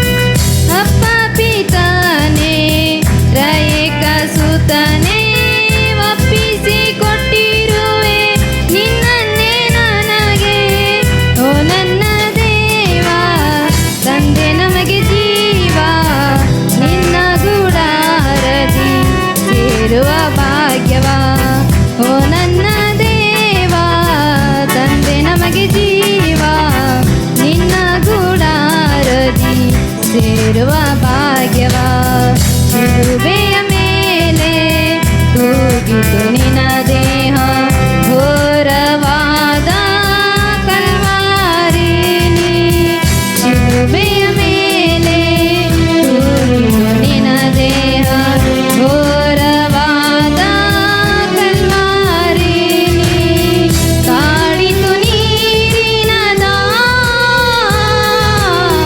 ನೀರಿಗೆ ಬದಲು ಹುಳಿಯ ರಸವೇ ಕಾಡಿತು ನೀರಿನ ನೀರಿಗೆ ಬದಲು ಹುಳಿಯ ರಸವೇ ಶಿಲುಬೆಯ ಮೇಲೆ ತೂಗಿತು ನಿನ್ನ ದೇಹ ಘೋರವಾದ ಕಲ್ವಾರಿಲಿ ಶಿಲುಬೆಯ ಮೇಲೆ ತೂಗಿತು ನಿನ್ನ ದೇಹ ಘೋರವಾದ ಕಲ್ವಾರಿಲಿ. ಮತ್ತು ಎರಡನೇ ಮಾತು ಹೇಳುವುದಕ್ಕಾಗಿ ನಮ್ಮ ಮಧ್ಯದಲ್ಲಿ ಬ್ರದರ್ ನಿಶಾಂತ್ ಅವರಿದ್ದಾರೆ. ಎರಡನೇ ಮಾತನ್ನು ಅವರು ಹೇಳಬೇಕಾಗಿ ನಾನು ವಿನಂತಿಸುತ್ತೇನೆ. ಚಪ್ಪಳೆ ತಡ್ತಾ ನಾವು ಸ್ವಾಗತಿಸ್ತಾರೆ. ಇವಾಗ ಮೊದಲನೇ ಮಾತು ಸಂಪತ್ ಬ್ರದರಿಂದ ಕೇಳಿದ್ದೇವೆ. ಇವಾಗ ಎರಡನೇ ಮಾತು ಕಡೆಗೆ ಹೋಗೋಣ. ಲೂಕ ಬರೆದ ಪತ್ರಿಕೆ 23ನೇ ಅಧ್ಯಾಯ 43ನೇ ವಚನ ಓದಿ ಸಹಾಯ ಮಾಡೋಣ. ಅದಕ್ಕೆ ಯೇಸು, ಈ ಹೊತ್ತೆ ನನ್ನ ಸಂಗಡ ಪರದೇಶಿಯಲ್ಲಿ ಇರುವಿ ಎಂದು ನಿನಗೆ ಸತ್ಯವಾಗಿ ಹೇಳುತ್ತೇನೆ ಎಂದು ಉತ್ತರ ಕೊಟ್ಟನು. ಅಲ್ಲಿ ಶಿಲೆಬೆ ಮೇಲೆ ನೋಡ್ತೇವೆ ರೀ, ಯೇಸುಸ್ವಾಮಿ ಮತ್ತು ಅವ್ರ ಜೊತೆ ಇಬ್ಬರು ಕಳ್ಳರು ಇರ್ತದೆ ರೀ. ಬಟ್ ಅದರ ಯೇಸುಸ್ವಾಮಿ ಜಾಗದಲ್ಲಿ ಬರಬದಾಸ್ ಅಂತ ಒಬ್ಬ ವ್ಯಕ್ತಿ ಇರ್ತಾನೆ, ಅವನು ಕಳ್ಳ ಇರ್ತಾನೆ. ಬರಬದಾಸ್ ಎಂಬ ವ್ಯಕ್ತಿಗೆ ತೆಗೆದು ಅಲ್ಲಿ ಸಿಪಾಯಿ ಮತ್ತು ರಾಜರು ಇರ್ತಾರಲ್ಲ, ಯೇಸುಸ್ವಾಮಿಗೆ ಒಪ್ಪಿಸಿದಾರೆ ರೀ. ಆ್ಯಕ್ಚುಲಿ ಅಲ್ಲಿ ಸೀಸನ್ನಲ್ಲಿ ಪಸ್ಕಾ ಹಬ್ಬ ಅಂತೇಳಿ ಒಂದು ಹಬ್ಬ ಮಾಡ್ತಾರೆ ಅವ್ರು. ಆ ಹಬ್ಬನಲ್ಲಿ ಕಂಪಲ್ಸರಿ ಮುಗರು ಬಲಿ ಆಗ್ಬೇಕಂತ ಏನೋ ರೂಲ್ ಇತ್ತಂತ. ಆ ರೂಲ್ ಪ್ರಕಾರ ಫುಲ್ ಪ್ಲ್ಯಾನ್ ಮಾಡಿ ಯೇಸುಸ್ವಾಮಿಗೆ ಅಲ್ಲಿ ಒಪ್ಪಿಸಿದಾರೆ ರೀ. ಅಲ್ಲಿ ಮೊದಲನೇ ಕಳ್ಳನು ಯೇಸುಸ್ವಾಮಿ ಕೇಳ್ತಾನ, ನೀನು ಬರುವ ರಾಜನಲ್ಲವೇ, ನೀನನ್ನು ರಕ್ಷಿಸ್ಕೋ, ನಮ್ಮನ್ನು ಕೂಡ ರಕ್ಷಿಸು ಅಂತ ಕೇಳ್ತಾನೆ ರೀ. ಮತ್ತು ಅದೇ ಜಾಗದಾಗ ಎರಡನೇ ಕಳ್ಳನ ಅಂತಾನ, ಅವನಿಗೆ ಆಪೋಸಿಟ್ ಅಂತಾನೆ ರೀ. ಏನು ನೀನು ಸ್ವಲ್ಪ ಬೈತಾನಂತ ಮಾಡ್ತಾ, ಹಿಂಗೆ ನೀವು ಹುಚ್ಚಿದ್ದೇನೋ, ರಾಜನ ಅವನಿಗೆ ಹೆಂಗೆ ಕೇಳ್ತೇನೋ ಅಂತ ಅವನಿಗೆ ಬೈದು ಮತ್ತು ಯೇಸುಸ್ವಾಮಿಗೆ ಅಂತಾನ, ದೇವರೇ ನೀ ಪರಲೋಕ ರಾಜ್ಯ ನನ್ನನ್ನು ಒಂದು ಸರ್ತಿ ನೆನೆಸ್ಕೊ ಎಂಬುದಾಗಿ ಅಂತಂತಾನೆ ರೀ. ಈಗ ಮೊದಲನೇ ಕಳ್ಳನಂತೆ ನಾವೆಲ್ಲರೂ ಸೇಮ್ ಆ್ಯಸ್ ಇಟ್ ಈಸ್ ಇದ್ದೇವೆ ರೀ. ಓನ್ಲಿ ಸಂಡೇ ಯಾವಾಗ ಬರ್ತದೆ ಆ ಸಂಡೇ ದಿನ ಅಷ್ಟೇ ದೇವ್ರ ಸನ್ನಿಧಿಯಲ್ಲಿ ಬಂದು ಪ್ರಾರ್ಥನೆ ಮಾಡ್ತೇವೆ, ಆರಾಧನೆ ಮಾಡ್ತೇವೆ. ಅದು ಭೀ ಸುಮ್ಮ ಹೆಸರಿಗೆ ರೀ, ಎಲ್ಲರೂ ಹೆಸರಿಗೆ ಬಂದು ಆರಾಧನೆ ಮಾಡಿ ಹೋಯ್ತೇವೆ. ಬಟ್ ನಮ್ಮ ಆತ್ಮದಲ್ಲಿ ಸತ್ಯ ಇರಲ್ಲ, ಆರಾಧನೆ ಮಾಡೇ ಇದು ಇರಲ್ಲ, ಏನಿರಲ್ಲ. ಹಬ್ಬದ ಕ್ರಿಸ್ತಾರ ಆಲ್ರೆಡಿ ಹೇಳ್ಯಾರ ಹಬ್ಬದ ಕ್ರಿಸ್ತಾರಂತ, ಆ ಟೈಪ್ ಬಂದು ಹೋಯ್ತೇವೆ ರೀ. ಬಟ್ ಎರಡನೇ ಕಲ್ಲನು ದೇವ್ರಿಗೆ ಕೇಳ್ಕೊತಾನೆ ರೀ, ಅವಾಗ ಪಶ್ಚಾತ್ತಾಪ ಹೊಂಟಾನೆ ರೀ. ಸ್ವಾಮಿಗೆ ಕೇಳಿ, ನೀ ಬರುವಾದ ಅಲ್ಲವೇ ನನ್ನನ್ನು ಕ್ಷಮಿಸಿ ಮತ್ತು ನೀನು ಸನ್ನಿಧಿಯಲ್ಲಿ ಹೋಗುವಾಗ ನಾನು ನೆನೆಸ್ಕೊಂಬುದಾಗಿ ಕೇಳ್ತಾನೆ ರೀ. ಆಗ ನಾವು ಭೀ ಎಲ್ಲರೂ ಓನ್ಲಿ ಸಂಡೇ ಅಲ್ದಾಗ ಬಾಕಿ ಟೈಮ್ನಾಗ ಭೀ ಯೇಸು ಸ್ವಾಮಿಗೆ ಪ್ರೇಯರ್ ಮಾಡ್ಕೋತಾ, ಆತನ ಆರಾಧಿಸ್ಕೋತಾ, ಆತನ ವಾಕ್ಯಗಳು ಕೇಳ್ಕೊತಾ ಮತ್ತು ಇದು ಮಾಡ್ಬೇಕು ಪ್ರೇಯರ್. ಮತ್ತು ಇಲ್ಲಿ ಈ ಹೊತ್ತು ಮತ್ತು ಸ್ವಾಮಿ ಅಂತನ್ರಿ ಅವನಿಗೆ, ಈ ಹೊತ್ತು ನೀನು ನನ್ನ ಜೊತೆ ಪರದೇಶಿಯಲ್ಲಿ ಇರುವೆ ಅಂತನ್ರಿ.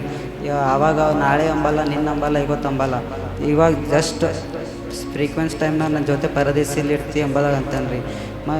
ಇವಾಗ ನೀನು ಯೇಸು ಸ್ವಾಮಿಯನ್ನು ನಂಬಿ ಕೇಳ್ಕೋದಾದರೆ ಅವನ ಜೊತೆ ನೀನು ಪರದೇಶಿನಲ್ಲಿ ಹೋಗಿ. ಇಲ್ಲಿ ಇನ್ನೊಂದು ವಾಕ್ಯ ಹೋಗೋಣ, ಜೆನೆಸಿಸ್ ಚಾಪ್ಟರ್ 19 ವರ್ಸ್ 29. ಯಾರಾದರೂ ಓದಿ ಸಹಾಯ ಮಾಡಿರಿ. ದೇವರು ಆ ಸೀಮೆಯ ಪಟ್ಟಣಗಳನ್ನು ನಾಶ ಮಾಡಿದಾಗ ಲೂಟನು ವಾಸವಾಗಿದ್ದ ಊರುಗಳನ್ನು ಕೆಡವಿದರು. ಅಬ್ರಾಮನನ್ನು ನೆನೆಸಿ ಲೂಟನ್ನು ತಪ್ಪಿಸಿ ಕಾಪಾಡಿದನು. ಅಲ್ಲಿ ಅಬ್ರಹಾಂ ದ್ವಾರ ದೇವರು ಲೂಟನ ನೆನೆಸ್ಕೊಂಡನ್ರಿ. ಲೂಟನಿಗೆ ನೆನೆಸ್ಕೊಂಡು ಲೂಟನ ಕುಟುಂಬವನ್ನು ದೇವರು ರಕ್ಷಿಸನ್ರಿ. ಇವತ್ತು ಆ್ಯಸ್ ಇಟ್ ಈಸ್ ನೀವು ಭೀ ಪ್ರಾರ್ಥನೆ ಮಾಡಿ ಪಶ್ಚಾತ್ತಾಪ ಹೊಂದಿ ದೇವ್ರ ಸನ್ನಿಧಿಯಲ್ಲಿ ಎಲ್ಲ ತಪ್ಪು ಶಾಪಗಳು ಒಪ್ಕೊಂಡು ದೇವ್ರ ಸನ್ನಿಧಿ ತಿರುಗಿದಿರಂದ್ರೆ ನಿಮ್ಮಿಂದ ನಿಮ್ಮ ಕುಟುಂಬ, ನಿಮ್ಮ ಮಕ್ಕಳು ಮತ್ತು ನಿಮ್ಮ ಫುಲ್ ಫ್ಯಾಮಿಲಿ ರಕ್ಷಣೆ ಹೊಂದೋಕೆ ಚಾನ್ಸಸ್ ಇರ್ತದೆ ಪ್ರಿಯರೇ. ಚಿಕ್ಕ ಸಂದೇಶಗಳನ್ನು ಮುಗಿಸ್ತೀನಿ. ಈ ಬರುವಾಗ ನಾನು ಜ್ಞಾಪಕ ಮಾಡ್ಕೊಂಡಾಗ ಈ ಹೊತ್ತೇ ನನ್ನ ಜೊತೆ ನೀವು ಪರದೇಶದಲ್ಲಿ ಕಾಣುವೆ ಎಂಬುದಾಗಿ. ಯಾಕಂದರೆ ಯಾಕೆ ಈ ಪರದೇಶದಲ್ಲಿ ಕಾಣುವೆ ಅಂತೇಳಿ ಸ್ಪಷ್ಟವಾಗಿ ತನಗೆ ಆ ಮಾತು ಹೇಳ್ತಾನಂದರೆ, ಆ ಕ್ಷಣದಲ್ಲಿ ಅವನಿಗೆ ರಕ್ಷಣೆ ಸಿಕ್ಕದು ಎಂಬ ಒಂದು ಮಾತಿನ ಸಾರಾಂಶವಾಗಿ ಅದನ್ನು ಪಶ್ಚಾತ್ತಾಪಟನಲ್ಲಿ, ಅಯ್ಯೋ ನಾವು ಮಾಡಿದ್ರೆ ನಾವು ಅನುಭವಿಸಿರ್ತಾವ, ಏನೂ ಮಾಡಲೋದ್ರು ಕೂಡ ಅನುಭವಿಸಿರ್ತಾನಲ್ಲ, ನಮಗಾಗಿ ತಾನೇ ಇಂಥ ಒಂದು ಬಲಿಯಾಗವನ್ನು ಮಾಡ್ತಾನೆಂಬ ತಿಳ್ಕೊಂಡು ಸ್ಪಷ್ಟವಾಗಿ ಆತನು ಪಶ್ಚಾತ್ತಾಪಟನಲ್ಲಿ ಸ್ಪಷ್ಟವಾಗಿ. ಒಂದು ವೇಳೆ ಇವತ್ತು ನೀವು ಕೂಡ ಪಶ್ಚಾತ್ತಾಪ ಪಡುವುದರೆ ದೇವರ ಮಹಿಮೆ ಕಾಣ್ತೀರಿ, ದೇವರು ನಿಮ್ಮ ಉನ್ನತ ಕಾರ್ಯಗಳು ಮಾಡ್ತಾನೆ. ನೀವು ಪಶ್ಚಾತ್ತಾಪ ಪಡುವಾಗ ದೇವರು ನಿಮ್ಮ ಉನ್ನತ ರೀತಿಯಲ್ಲಿ ಬೆಳೆಸಿ ಉನ್ನತ ಸ್ಥಾನಕ್ಕೆ ತರುವುದಕ್ಕಾಗಿ ದೇವರು ಸಿದ್ಧನಾಗಿರ್ತಾನೆ. ಪಶ್ಚಾತ್ತಾಪ ಮೋಸ್ಟ್ಲಿ ಭಾಳಷ್ಟು ಇಂಪಾರ್ಟೆಂಟ್ ಅದ. ಪಶ್ಚಾತ್ತಾಪ ಇಲ್ಲ ಜೀವನ ಅದು ವ್ಯರ್ಥನೇ. ಎಷ್ಟು ನೀವು ದ್ರೋಹ ಅಪರಾಧ ಪಾಪಗಳು ಮಾಡಿರ್ತೀರಿ, ನಿಮ್ಮ ದೆಸೆಯಿಂದ ಆತನ ಶರೀರ ಗಾಯ ಆಗದ ಪ್ರೇರಣೆ. ನೀವು ಮಾಡಿರ್ತಕ್ಕಂಥ ಕಾರ್ಯಕ್ರಿಯೆಗಳಿಂದ ಆತನ ಗಾಯ ಹೊಂದನ, ಆತನ ಗಾಯ ಹೊಂದಿದ ಕಾರಣ ನೀವು ಕ್ಷಮಾಪಣೆ ಸಿಕ್ಕದು. ಒಂದು ವೇಳೆ ಇನ್ನೂ ಮತ್ತೆ ಯಾರ ಒಂದು ವೇಳೆ ಪಾಪ ದ್ರೋಹ ಅಪರಾಧದಲ್ಲಿ ಇದ್ದೀರಂದ್ರೆ, ಹೇಗೆ ಅಬ್ರಾಮನ್ನು ನೆನೆಸಿಕೊಂಡು ಲೂಟನನ್ನು ದೇವರು ತಪ್ಪಿಸನೋ, ಆ ಲೂಟನನ್ನು ಕುಟುಂಬಕ್ಕೆ ತಪ್ಪಿಸಿದ ಕೂಡ ಲೂಟನ ಹೆಂಡತಿ ಆಕಿನ ಮಾಡಿರ್ತಕ್ಕಂಥ ಕಾರ್ಯ ಅಂದರೆ ಆಕಿನ ಎಲ್ಲಿ ಉಳಿದ ಆಸೆ ಇಲ್ಲ, ಮನೆ ಮೇಲೆ ಆಸೆ ಉಳಿದೋದು. ನಾ ಮನೆ ನೋಡ್ತೇನೆ, ನನ್ನ ಮನೆ ನೋಡ್ತೇನೆ ಅಂತೇಳಿ ಹಿಂತಿರುಗಿ ನಿಂತಿರ್ತಾಳೆ. ಮಕ್ಕಳಂತ ಬ್ಯಾಡ್ ಮಮ್ಮಿ ಬ್ಯಾಡ್ ಅಂದ್ರು ಕೂಡ ಹಿಂತಿರುಗ್ತಾಳೆ. ಜಸ್ಟ್ ಹಿಂತಿರುಗಿದ ತಕ್ಷಣವೇ ಉಪ್ಪಿನ ಕಂಬ ಆಗೋತಾಳೆ ಪ್ರೇರಕ್ಕೆ. ಆಕೆಗೆ ಮನೆ ನೋಡ್ಲೂ ಕೂಡ ಚಾನ್ಸ್ ಸಿಕ್ಕಿಲ್ಲ ಅಲ್ಲಿ. ಹಾಗೆ ನೀವು ಹಿಂತಿರುಗಿ ಹೋಗ್ಬಾರ್ದು. ಲೂಟನು ಯಾಕೆ ಹಿಂತಿರುಗಿತಕ್ಕಂಥ ಕಾರ್ಯ ಮಾಡಿದ್ರಂದ್ರೆ, ಯಾಕೆ ಸೊದೋಮ್ ಪಟ್ಟಣ ನಿವಾಸ ಅಂದರೆ ಆತನು ಒಳ್ಳೆಯದನ್ನು ಆರಿಸ್ಕೋಬೇಕಂತ ತಿಳ್ಕೊಂಡು ಏನು ಮಾಡಿನ, ಒಳ್ಳೆ ಭೂಮಿ ಆರಿಸ್ಕೊಳ್ಳೋಣ ಆತನು ಆರಿಸ್ಕೊಳ್ಳೋಣ. ಭೂಮಿ ಒಳ್ಳೇದಂದರೆ ಆಸೆ ಪಟ್ಟು ಆರಿಸ್ಕೊಳ್ಳೋಣ. ಆಸೆ ಇಲ್ಲದೆ ಆಸೆ ಪಟ್ಟು ಆರಿಸ್ಕೊಂಡಿನ ಕಾರಣ ಸೊದೋಮ್ ಪಟ್ಟಣದ ನಿವಸಿಸಿ ನಾನು ಆತನು. ಆ ನಿವಸಿದ ಕಾರಣ ಆ ಶಿಕ್ಷಕ ಪಾತ್ರನಾಗ್ಯಾನ ಪ್ರೇಯರಿ.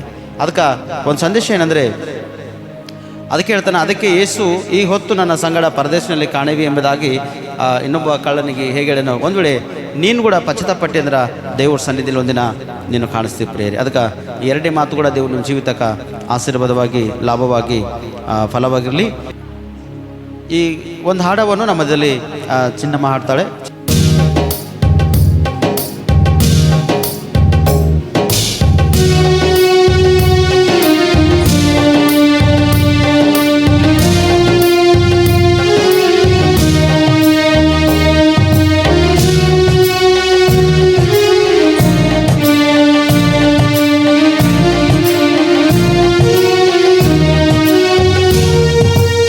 ಹೇಗೆ ಮರೆಯಲಿ ಯೇಸು ನಿನ್ನ ಪ್ರೀತಿಯ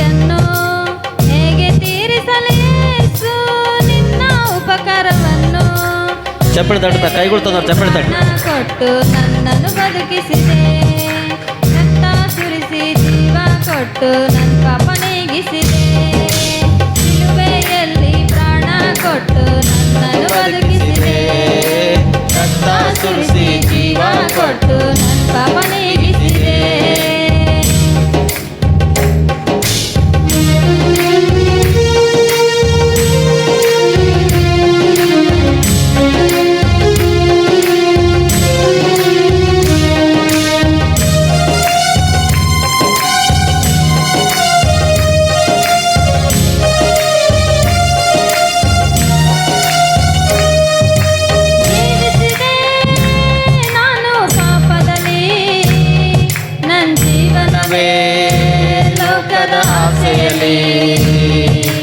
ಜೀವಿಸಿದೆ ನಾನು ಪಾಪದಲ್ಲಿ, ನನ್ನ ಜೀವನವೇ ಲೋಕದ ಆಸೆಯಲ್ಲಿ. ನಿನ್ನ ರಕ್ತದಿಂದ ನನ್ನ ಪಾಪ ತೊಳೆದೆ, ನಿನ್ನ ಮಗಳಾಗಿ ನನ್ನ ಮಾಡಿಕೊಂಡೆ, ನಿನ್ನ ರಕ್ತದಿಂದ ನನ್ನ ಪಾಪ ತೊಳೆದೆ, ನಿನ್ನ ಮಗಳಾಗಿ ನನ್ನ ಮಾಡಿಕೊಂಡೆ. ಹೇಗೆ ಮರೆಯಲಿ ಯೇಸು ನಿನ್ನ ಪ್ರೀತಿಯನ್ನು, ಹೇಗೆ ತೀರಿಸಲಿ ಯೇಸು ನಿನ್ನ ಉಪಕಾರವನ್ನು. ಶಿಲುಬೆಯಲ್ಲಿ ಪ್ರಾಣ ಕೊಟ್ಟು ನನ್ನನ್ನು ಬದುಕಿಸಿದೆ, ರಕ್ತ ಸುರಿಸಿ ಜೀವ ಕೊಟ್ಟು ನೀಗಿಸಿದೆ.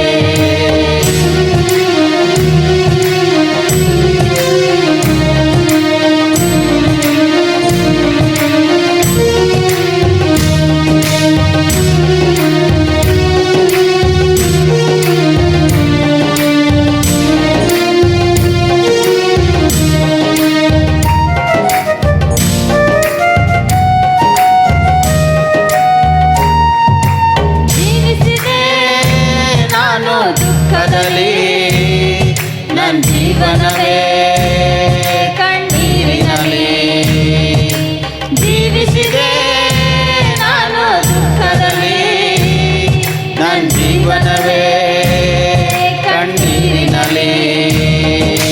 ತಾಯಿಯಾಗಿ ಬಂದು ನನ್ನ ಅಪ್ಪಿಕೊಂಡೆ, ತಂದೆಯಾಗಿ ಬಂದು ನನ್ನ ಮುದ್ದಿಸಿದೆ, ತಾಯಿಯಾಗಿ ಬಂದು ನನ್ನ ಅಪ್ಪಿಕೊಂಡೆ, ತಂದೆಯಾಗಿ ಬಂದು ನನ್ನ ಮುದ್ದಿಸಿದೆ. ಹೇಗೆ ಮರೆಯಲಿ ಯೇಸು ನಿನ್ನ ಪ್ರೀತಿಯನ್ನು, ಹೇಗೆ ತೀರಿಸಲಿ ಯೇಸು ನಿನ್ನ ಉಪಕಾರವನ್ನು.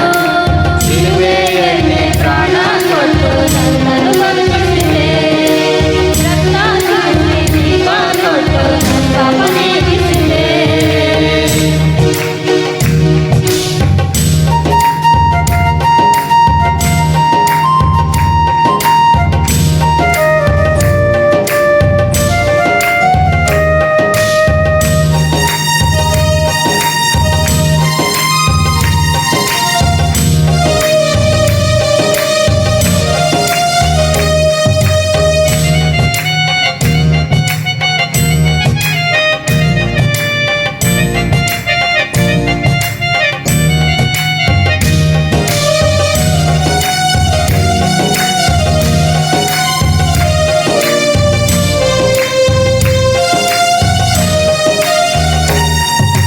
ಜೀವಿಸಿದೆ ನಾನು ಕೊರತೆಯಲ್ಲಿ, ನನ್ನ ಜೀವನವೇ ಸೋಲಿನಲ್ಲಿ. ಜೀವಿಸಿದೆ ನಾನು ಕೊರತೆಯಲ್ಲಿ, ನನ್ನ ಜೀವನವೇ ಸೋಲಿನಲ್ಲಿ. ಕುರುಬನಾಗಿ ಬಂದು ಕೊರತೆ ನೀಗಿಸಿದೆ, ದೇವರಾಗಿ ಬಂದು ನನ್ನ ಕಾಪಾಡಿದೆ. ಕುರುಬನಾಗಿ ಬಂದು ಕೊರತೆ ನೀಗಿಸಿದೆ, ದೇವರಾಗಿ ಬಂದು ನನ್ನ ಕಾಪಾಡಿದೆ. ಹೇಗೆ ಮರೆಯಲಿ ಯೇಸು ನಿನ್ನ ಪ್ರೀತಿಯನ್ನು, ಹೇಗೆ ತೀರಿಸಲಿ ಯೇಸು ನಿನ್ನ ಉಪಕಾರವನ್ನು. ಶಿಲುಬೆಯಲ್ಲಿ ಪ್ರಾಣ ಕೊಟ್ಟು ನನ್ನನ್ನು ಬದುಕಿಸಿದೆ. ರಕ್ತ ಸುರಿಸಿ ಜೀವ ಕೊಟ್ಟು ನನ್ನನ್ನು ಬದುಕಿಸಿದೆ. ಶಿಲುಬೆಯಲ್ಲಿ ಪ್ರಾಣ ಕೊಟ್ಟು ನನ್ನನ್ನು ಬದುಕಿಸಿದೆ. ರಕ್ತ ಸುರಿಸಿ ಜೀವ ಕೊಟ್ಟು ನನ್ನ ಪಾಪ ನೀಗಿಸಿದೆ. ಹಲ್ಲೆಲೂಯಾ. ಸಿಸ್ಟರ್ ಪ್ರಮೋದನಿ ಪಂಡಿತ್ ಅವರಿದ್ದಾರೆ, ಮುಂದ್ಗಡೆ ಬರಬೇಕು. ಚಪ್ಪಳಿ ತಗೊಳ್ಸೋದು ನಾವು ಸ್ವಾಗತಿಸರಿ. ಮೂರನೇ ಮಾತು ಓದ್ತಕ್ಕಂಥವ್ರು ಯಶೋಧ ಸಿಸ್ಟರ್. ಕ್ರಿಸ್ತು ಸರ್, ನಂಗೆ ಅವಕಾಶ ಕೊಟ್ಟಿಗೆ ಥ್ಯಾಂಕ್ಸ್. ಯೋಹಾನ ಬರೆದ ಸುವಾರ್ತೆ 19:26.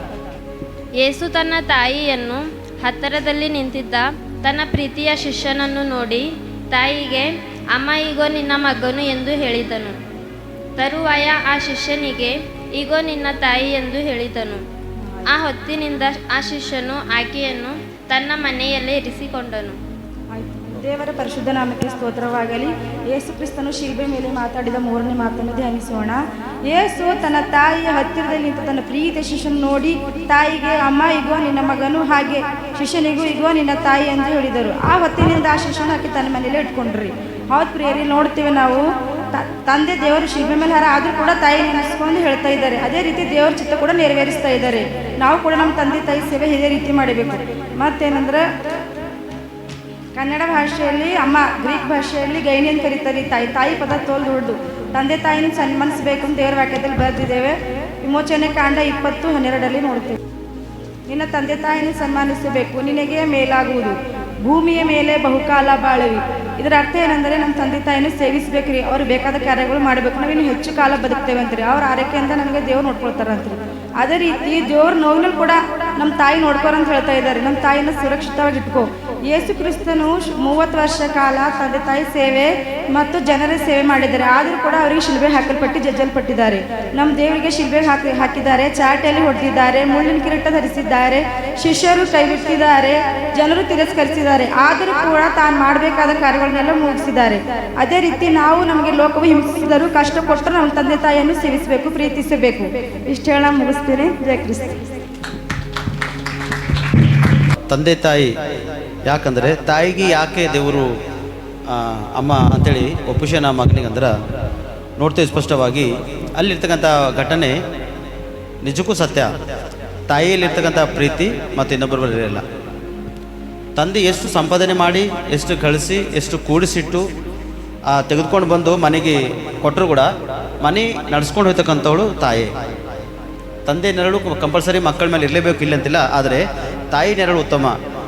ಅನೇಕ ಮನೆಗಳು ಬರೀತಾವೆ ನೋಡ್ರಿ, ತಾಯಿಯ ನೆರಳು ಅಂತ ಬರೀತಾರೆ. ಓದಿರ್ಬೇಕು ನೀವೆಲ್ಲ, ಓದಿರಲ್ಲ?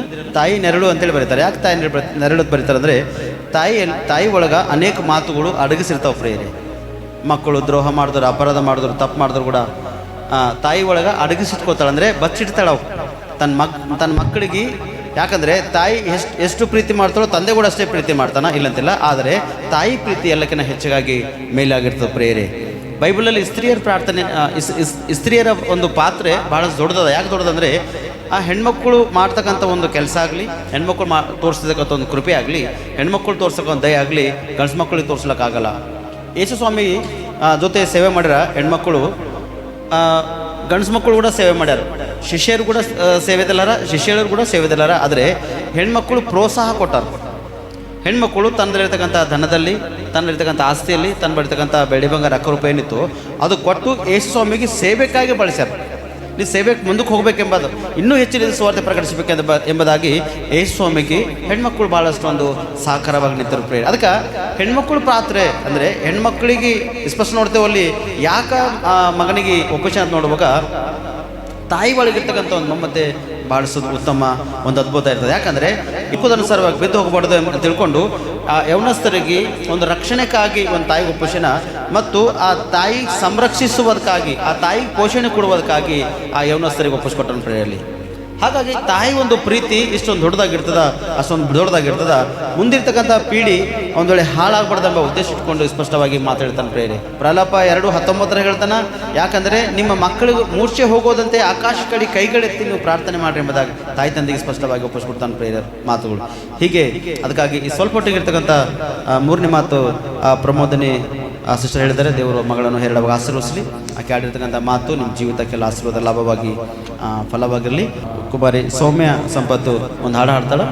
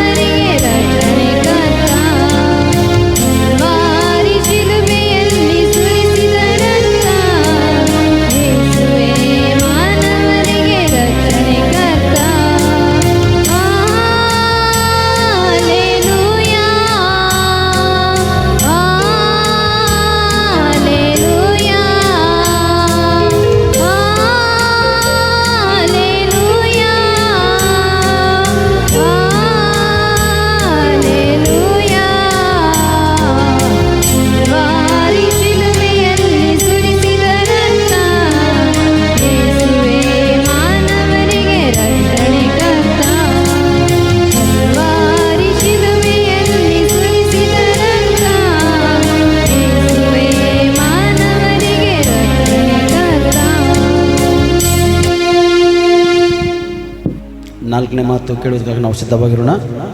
4ನೇ ಮಾತು ಹೇಳುವುದಕ್ಕಾಗಿ ನಮ್ಮಲ್ಲಿ ಬ್ರದರ್ ರಾಹುಲ್ ಅವರಿದ್ದಾರೆ ಮತ್ತು 4ನೇ ಮಾತು ಹೇಳಕ್ಕೆ ಸಿದ್ಧರಾಗಿದ್ದಾರೆ. ಚಪ್ಪಲ್ ತರ್ತ ಒಂದು ಸತಿ ನಾವು ಸ್ವಾಗತಿಸೋಣ. ಮತ್ತಾಯ ಬರೆದ ಸುವಾರ್ತೆ 27ನೇ ಅಧ್ಯಾಯ 46ನೇ ವಚನ. ಸುಮಾರು ಯೇಸು 3 ಗಂಟೆಗೆ ಏಲಿ ಏಲಿ ಲಮಾ ಸಬಕ್ತಾನಿ ಅಂದರೆ ನನ್ನ ದೇವರೇ ಯಾಕೆ ನನ್ನನ್ನು ಕೈಬಿಟ್ಟಿದ್ದೀ ಎಂದು ಮಹಾಧ್ವನಿಯಿಂದ ಕೂಗಿದನು. ಹಾಂ ರೀ, ನೋಡ್ರಿ, ಇಲ್ಲಿ ಯೇಸು ಸ್ವಾಮಿ ಏನು ಹೇಳ್ತಾರಂದ್ರೆ, ನಮ್ಮ ಪಾಪಗಳು ಹತ್ತಿಕೊಂಡು ಶಿಲುಬೆ ಮೇಲೆ ಏರಿ ನನ್ನ ದೇವರೇ ಯಾಕೆ ನನ್ನನ್ನು ಕೈ ಬಿಟ್ಟಿದೆ ಎಂದು ದೇವರು ಸ್ಪಷ್ಟವಾಗಿ ಕೂಗ್ಲತ್ತಾರೆ ಶಿಲುಬೆ ಮೇಗ. ಆಗ ಅಲ್ಲಿ ನಿಂತಿದ್ದವರೆಲ್ಲ ಕೆಲವರು ಅದನ್ನು ಕೇಳಿ ಇವನು ಎಲಿಯನನ್ನು ಕರೆಯುತ್ತಾನೆ ಎಂದರು. ಅದಕ್ಕೆ ನಾವು ಎಲ್ಲೇ ಹೋದೆವಂದ್ರೆ ನಮ್ಮ ಕಾಳಿಗೆ ಒಂದು ಮುಳ್ಳು ಚುಸ್ತು ಅಂದ್ರೆ ನಮಗೆ ಎಷ್ಟು ಗಾಯವಾಯ್ತದೆ ರೀ. ಅದಕ್ಕೆ ಯೇಸು ಸ್ವಾಮಿ ಶಿಲುಬೆ ಮೇಲೆ ಅಷ್ಟು ಭಾರವನ್ನು ಹೊತ್ತುಕೊಂಡು ನಮಗಾಗಿ ಪಾಪವನ್ನು ಇದು ಮಾಡಿದ್ರಿ. ಅದಕ್ಕೆ ನಾವು ಒಂದು ಜ್ಞಾಪಕ ಮಾಡಬೇಕು, ದೇವ್ರೇ ನನಗೆ ಯಾರೂ ಇಲ್ಲಪ್ಪ ರಾಜ, ನೀನೇ ನಮಗೆ ಎಲ್ಲ ಅಂತಿ ದೇವ್ರ ಬಲ್ಲಿ ನೀವು ವಿಜ್ಞಾಪನೆ ಮೊಳಕಾಲೂರಿ ನೀವು ಕಣ್ಣೀರು ಸುರಿಸಿದಿರಂದ್ರೆ ನೀವು ಪರಲೋಕ ರಾಜ್ಯದಲ್ಲಿ ನೀವು ಒಂದು ನಿಲ್ಲಕ್ಕೆ ನೀವು ಅವಕಾಶ ಮಾಡಿಕೊಡ್ತಾರೆ ಪ್ರೇರಿ. ಅದಕ್ಕೆ ನೀವು ಯಾವಾಗಲೂ ಮನೆಯಲ್ಲಿ ಕುಟುಂಬ ಪ್ರಾರ್ಥನೆ ಆಗಲಿ ಪ್ರಾರ್ಥನೆಯನ್ನು ನೀವು ಮಾಡಿದಿರಂದ್ರೆ ನಿಮ್ಮ ಕುಟುಂಬ ಉನ್ನತ ಒಂದು ಸ್ಥಾನಕ್ಕೆ ಬೆಳೀತದೆ ರೀ. ನಿಮ್ಮ ಕುಟುಂಬ ದೇವರು ಉನ್ನತ ಒಂದು ಸ್ಥಾನಕ್ಕೆ ತರಲ್ಪಡ್ತದೆ ರೀ. ನಿಮಗೆ ಯಾವಾಗ ನಿಮಗೆ ಮನೆಯಲ್ಲಿ ಪ್ರಾರ್ಥನೆ ಇಲ್ಲ ವಿಜ್ಞಾಪನೆ ನೀವು ಮಾಡತ್ತಿಲ್ಲ ಅಂದ್ರೆ ನಿಮ್ಮ ಕುಟುಂಬದಲ್ಲಿ ಭಾಳ ಒಂದು ಸಮಸ್ಯೆದಿಂದ ನರಳಾಡುತ್ತಿದ್ದಾರಾಗಿರ್ತೀರಿ ಪ್ರೇರಿ. ಅದಕ್ಕೆ ನಾ ಸ್ಪಷ್ಟ ವಾಕ್ಯನ ಯಾಕೆ ಹೇಳುತ್ತೆ ಅಂದ್ರೆ ಈ ವಾಕ್ಯ ನಿಮ್ಮೆಲ್ಲರಿಗೆ ಅರ್ಥ ಮುಖಾಂತರ ತಿಳಿಸ್ಲಂತಿ ಈ ಮಾತಾಡ್ಲತ್ತಿದ್ದಾರೆ. ಅದಕ್ಕೆ ನೀವು ಇನ್ನೊಬ್ಬರಿಗೆ ನೀವು ಪ್ರೀತಿಸ್ತೀರಂದ್ರೆ ಈ ವಾಕ್ಯ ನಿಮ್ಮೆಲ್ಲರಿಗೆ ಆಶೀರ್ವಾದವಾಗಲಿ. ಆಮೇಲೆ ಎಷ್ಟು ಗಂಟೆಗೆ? ಸುಮಾರು 3 ಗಂಟೆಗೆ ಯೇಸು ಎಲ್ಲಿ ನಮ್ಮ ಸಬಕ್ತಾನೆ ಅಂದರೆ ನನ್ನ ದೇವರೇ ಯಾಕೆ ನನ್ನ ಕೈ ಬಿಟ್ಟಿದ್ದಿ ಎಂಬುದಾಗಿ, ನನ್ನನ್ನು ಕೈ ಬಿಟ್ಟಿದೆ ಎಂಬುದಾಗಿ ಇದು ಮಾತಲ್ಲಿ ನೋಡ್ತೇವೆ. ಈ 3 ಗಂಟೆಗೆ ಯೇಸು ಸ್ವಾಮಿ ಕೂಗುತ್ತಾನಲ್ಲ ಶಿಲುಬೆ ಮೇಲೆ, ಈ ವಿಷಯದಲ್ಲಿ ಅನೇಕ ಜನ ಏನು ಮಾಡ್ತಾರೆ ಅಂದರೆ ಜ್ಞಾಪಕ ಮಾಡಿಕೊಂಡು ಲೋಕದಲ್ಲಿ 3 ಗಂಟೆ ತನಕನೇ ಉಪವಾಸ ಎಂಬುದಾಗಿ ಒಂದು ಪ್ಲಾನ್ ಮಾಡ್ತಾರೆ ಪ್ರೇರಿ. ಆತನ ಕೂಗು ಇವತ್ತಿನ ತನಕ ಒಂದು ವೇಳೆ ನಾವು ಕೇಳ್ತಕ್ಕಂಥರೇ ಇದ್ದೇವೆ ಪ್ರೇರಿ. ಹಲ್ಲೆಲೂಯಾ. ಈ ಸತ್ಯವೇದ ಎಲ್ಲ ಆತನ ಕೂಗೇ ಅದ. ಆತನ ಬರಲ್ಪಟ್ಟಿರ್ತಕ್ಕಂಥ ವಾಕ್ಯಗಳೇ, ಆತನ ಹೇಳಿರ್ತಕ್ಕಂಥ ಮಾತುಗಳೇ ಇನ್ನೂ ಪ್ರೇರೆ. ಆತನ ಕೂಗ್ಲತನ, ಆದರೆ ನಿನಗಾಗಿ ನನಗಾಗಿ ರಕ್ಷಣೆಗಾಗಿ ಆತನ ಕೂಗ್ಲತನ ಪ್ರೇರೆ. ಯಾಕೆ ದೇವರು ನನ್ನ ಕೈ ಬಿಟ್ಟಿದೆ ಅಂತ ಹೇಳ್ತಾನೆ. ಒಂದು ವೇಳೆ ನಿಮ್ಮ ಕುಟುಂಬದಲ್ಲಿ ನೋಡ್ರಿ, ನಿಮ್ಮ ಯಜಮಾನ ಸ್ವಲ್ಪ ದಿನ ಬಿಟ್ಕೊಟ್ಟು ಹೋದನಂದ್ರೆ, ನಿಮ್ಮ ಮಕ್ಕಳು ಸ್ವಲ್ಪ ದಿನ ಬಿಟ್ಕೊಟ್ಟು ಹೋದ್ರೆ, ನಿಮ್ಮ ಹೆಂಡತಿ ಸ್ವಲ್ಪ ದಿನ ಬಿಟ್ಕೊಟ್ಟು ಹೋದ್ರೆ ಎಷ್ಟೋ ಕಷ್ಟಕರ ಇರ್ತದೆ. ಎಷ್ಟೋ ಭಾರವಾಗಿರ್ತಕ್ಕಂಥ ಸಮಸ್ಯೆಗಳು ಎದುರ್ಕೋತಾರೆ. ಎಷ್ಟೋ ಒಂದು ಸಂಕಟಕ್ಕೆ ಒಳಗಾಗಿರ್ತಕ್ಕಂಥ ಸಮಸ್ಯೆಗಳು ಎದುರ್ಕೊಂಡು ಬಹಳಷ್ಟು ಭಯಂಕರವಾಗಿ ಸ್ಥಿತಿಗೆ ಬರ್ತಿರ್ತೀರಿ ನೀವು. ಆದರೆ ನನ್ನ ದೇವರು ಆ ಸಮಯದಲ್ಲಿ ಯೇಸು ಸ್ವಾಮಿ ಕೂಡ ಯಾಕೆ ದೇವರನ್ನು ಕೈ ಬಿಟ್ಟಿದೆ ಅಂತ ಕೂಡ ದೇವರು ಕರೆಣಿಸಲಿ. ಯಾಕಂದರೆ ಲೋಕದಲ್ಲಿ ಯೇಸು ಸ್ವಾಮಿ ಮೇಲೆ ಯಾವ್ಯಾವ ಭಾರವಾಗಬೇಕಿತ್ತು, ಯಾವ ಸಮಸ್ಯೆಗಳು ಎದುರ್ಕೊಳ್ಬೇಕಾಗಿತ್ತು, ಅವೆಲ್ಲ ಸಮಸ್ಯೆಗಳು ಎದುರ್ಕೊಳ್ಳೇಬೇಕು ಪ್ರಿಯರೇ. ತನ್ನೊಂದು ಪ್ರಿಯಕುಮಾರ ಮಗನ ಮೇಲೆ ದೇವರು ಕರುಣೆ ತೋರಿಸಿಲ್ಲ ಅಂದ್ರೆ ನಮ್ಮ ಕರುಣೆ ತೋರಿಸ್ತಾನಂತಾರೆ. ಆತನ ಯಾವ ಪಾಪ ಮಾಡಿಲ್ಲ. ಯೇಸು ಕ್ರಿಸ್ತನ ಒಳಗೆ ಯಾವುದೂ ಪಾಪ ಇದ್ದಿಲ್ಲ, ಯಾವುದು ದ್ರೋಹ ಇದ್ದಿಲ್ಲ, ಯಾವುದೂ ಅಪರಾಧ ಇದ್ದಿಲ್ಲ. ಆತನ ಒಳಗೆ ಯಾವುದು ಪಾಪ ದ್ರೋಹ ಅಪರಾಧದಲ್ಲಿ ಇಲ್ಲದರೂ ಕೂಡ ಕೊನೆ ಸ್ಥಿತಿಗೆ ಬಂದಾಗ ನನ್ನ ದೇವರೇ ಯಾಕೆ ನನ್ನನ್ನು ಕೈ ಬಿಟ್ಟಿದೆ ಅಂತ ಕೂಡ ದೇವರು ಅವನಿಗೆ ಮೇಲೆ ಕರುಣೆ ತೋರಿಸಿಲ್ಲ ಪ್ರಿಯರೇ. ನೀತಿವಂತನ ಮೇಲೆ ಕರುಣೆ ತೋರಿಸಿಲ್ಲ, ಪಾಪ ಮಾಡ್ತಕ್ಕಂಥ ನಮ್ಮ ಮೇಲೆ ಕರುಣೆ ತೋರಿಸ್ತಾನಂದರೆ ಕೊನೆ ಸ್ಥಿತಿ ಬಂದಾಗ, ಲಾಸ್ಟ್ ಸಮಯ ಬಂದ ನಮ್ಮಲ್ಲಿ ಕೂಡ ಕರುಣೆ ತೋರಿಸಲ್ಪಡೆ ದೇವರು. ನೀನು ಒಂದು ವೇಳೆ ನೀತಿ ಪ್ರೀತಿ ಸತತೆ ಉಳ್ಳವನಾಗಿದ್ದು ಆತನ ಬರುವವರೆಗ ಆತ್ಮಿಕವಾಗಿ ನೀನು ಬೆಳೆಯುವುದಾದರೆ ನಿನ್ನ ಮೇಲೆ ಕರುಣೆ ತೋರಿಸಲ್ಪಡೆ ದೇವರು ನಿನಗಾಗಿ. ಯಾಕಂದರೆ ತನ್ನ ಮಗನಿಗೆ ಒಪ್ಪುಷನ್, ತನ್ನ ಮಗನ ಭೂಲೋಕಕ್ಕೆ ಬಂದನ, ತನ್ನ ಶರೀರವೆಲ್ಲ ಗಾಯ ಮಾಡಿಕೊಂಡು ಆತನ ಎಷ್ಟು ಒಂದು ನರಳಾಟಕ್ಕೆ ಒಳಗಾಗಿದ್ದಾನೆ ಪ್ರೇರೆ. ಶಿಷ್ಯರಿಗೆ ಗೆಸಮನ ತೋಟಕ್ಕೆ ಹೋಗುವಾಗ ಅವ್ರಿಗೆ ಹೇಳ್ತಾನೆ ಸ್ಪಷ್ಟವಾಗಿ, ಸ್ವಲ್ಪ ಹೊತ್ತು ಪ್ರಾರ್ಥನೆ ಮಾಡಿ ಎಚ್ಚರವಾಗಿದ್ದು ಪ್ರಾರ್ಥನೆ ಮಾಡ್ತಾ ಹೇಳ್ತಾನೆ. ಇವತ್ತು ಆ ಎಚ್ಚರಿಕೆ ಎಂಬುದಾಗಿ ನಮ್ಮ ಒಳಗೆ ಕಳೆದಾಗದು ಪ್ರೇರೆ. ಯಾಕಂದರೆ ಇಲ್ಲಿ ಯೇಸು ಕ್ರಿಸ್ತನ ಕೂಗುಲತನ ಬೇಕಾಗಿದ್ರೂ ಕೂಡ ಅಲ್ಲಿ ಸ್ಪಷ್ಟವಾಗಿ ದೇವರನ್ನು ರಕ್ಷಿಸಬೇಕಾಗಿತ್ತು, ಇಲ್ಲಂತಿಲ್ಲ. ಆದರೆ ಆ ಸಮಯ ಅನುಕೂಲತೆ ಹೇಗೆ ಇತ್ತು, ಬರೆಯಲ್ಪಟ್ಟಿತ್ತು ಸತ್ಯವೇದದಲ್ಲಿ, ಅದು ನೆರವೇರದ ಪ್ರೇರೆ. ಬೈಬಲ್ನಲ್ಲಿ ಹೇಳ್ತಕ್ಕಂಥ ಪ್ರತಿಯೊಂದು ಮಾತು ನೆರವೇರಬೇಕಾಗಿದೆ, ಯಾವುದು ಸುಳ್ಳು ಹೇಳೋಕ್ಕೆ ಸಾಧ್ಯ ಇಲ್ಲ. ಹಾಗಾಗಿ ಅಷ್ಟರ ಒಟ್ಟಿಗೆ ನೆರವೇರಬೇಕೆಂಬ ಉದ್ದೇಶ ಇಟ್ಕೊಂಡು ಅದು ಮಾತು ಅಲ್ಲಿವರೆಗೆ ನೆರವೇರಿಸ್ತಾರೆ. ಒಳ್ಳೆ ಉತ್ತಮವಾಗಿರ್ತಕ್ಕಂಥ ಸಂದೇಶ ರಾಹುಲ್ ಕೊಟ್ಟಿದ್ದಾನೆ. ಒಂದು ಸ್ವಲ್ಪ ಚಪ್ಪಳ್ತಾರೆ, ದೇವ್ರ ಮಹಿಮೆ ಆಗಲಿ. ಶೋಭಾ ಸಿಸ್ಟರ್ ಒಂದು ಹಾಡು ಹಾಡ್ತಾರೆ ಮತ್ತು ಅವ್ರ ಹಾಡು ಹಾಡಿನ ಬದ ನಾವು 5ನೇ ಮಾತಿನ ಕಡೆ ನಾವು ಹೋಗೋಣ ಪ್ರಿಯರೇ.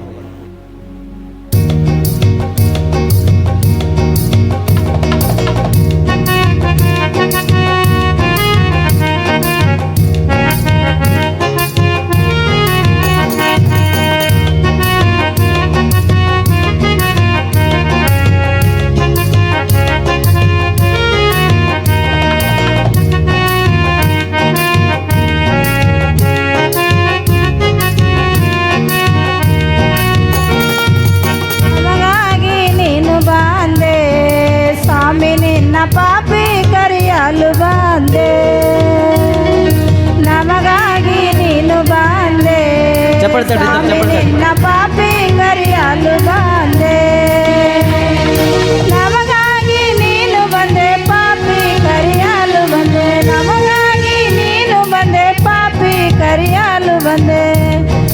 ನಮಗಾಗಿ ನೀನು ಬಂದೆ ಸ್ವಾಮಿ, ನಿನ್ನ ಪಾಪಿ ಕರೆಯಲು ಬಂದೆ.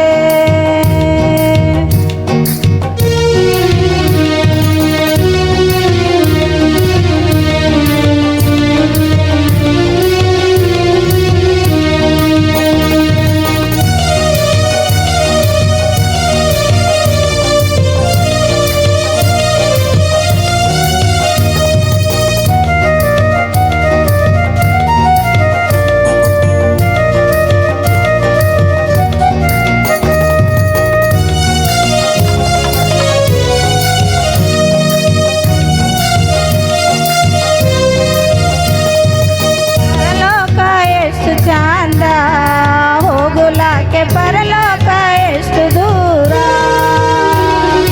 ಪರಲೋಕ ಎಷ್ಟು ಚಂದ, ಹೋಗುಲಾಕೆ ಪರಲೋಕ ಎಷ್ಟು ದೂರ.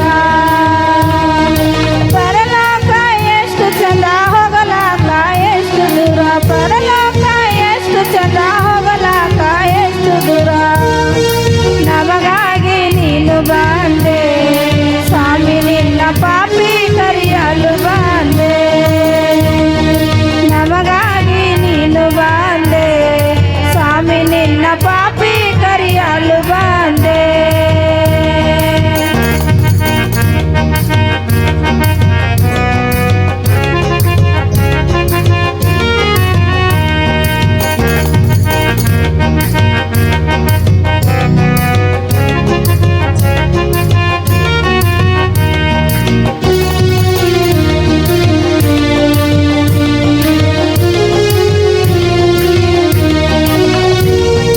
ಕಲ್ವೇರಿ ಎಷ್ಟು ಚಂದ, ಹೋಗುಲಾಕೆ ಕಲ್ವೇರಿ ಎಷ್ಟು ದೂರ. ಕಲ್ವೇರಿ ಎಷ್ಟು ಚಂದ, ಹೋಗುಲಾಕೆ ಕಲ್ವೇರಿ ಎಷ್ಟು ದೂರ. ಕಲ್ವೇರಿ ಎಷ್ಟು ಚಂದ, ಹೋಗಲಾಕ ಎಷ್ಟು ದೂರ. ಕಲ್ವೇರಿ ಎಷ್ಟು ಚಂದ, ಹೋಗಲಾಕ ಎಷ್ಟು ದೂರ. ನಮಗಾಗಿ ನೀನು ಬಂದೆ ಸ್ವಾಮಿ, ನಿನ್ನ ಪಾಪಿ ಕರೆಯಲು ಬಂದೆ. ನಮಗಾಗಿ ನೀನು ಬಂದೆ ಸ್ವಾಮಿ, ನಿನ್ನ ಪಾಪಿ ಕರೆಯಲು ಬಂದೆ.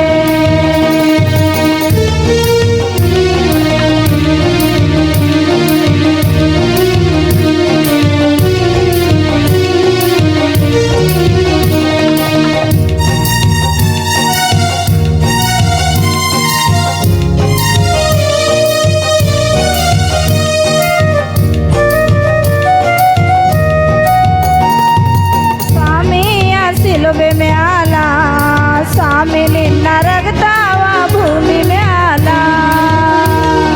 ಸ್ವಾಮಿಯ ಸಿಲುಬೆ ಮ್ಯಾಲ, ಸ್ವಾಮಿ ನಿನ್ನ ರಗತಾವ ಭೂಮಿ ಮ್ಯಾಲ.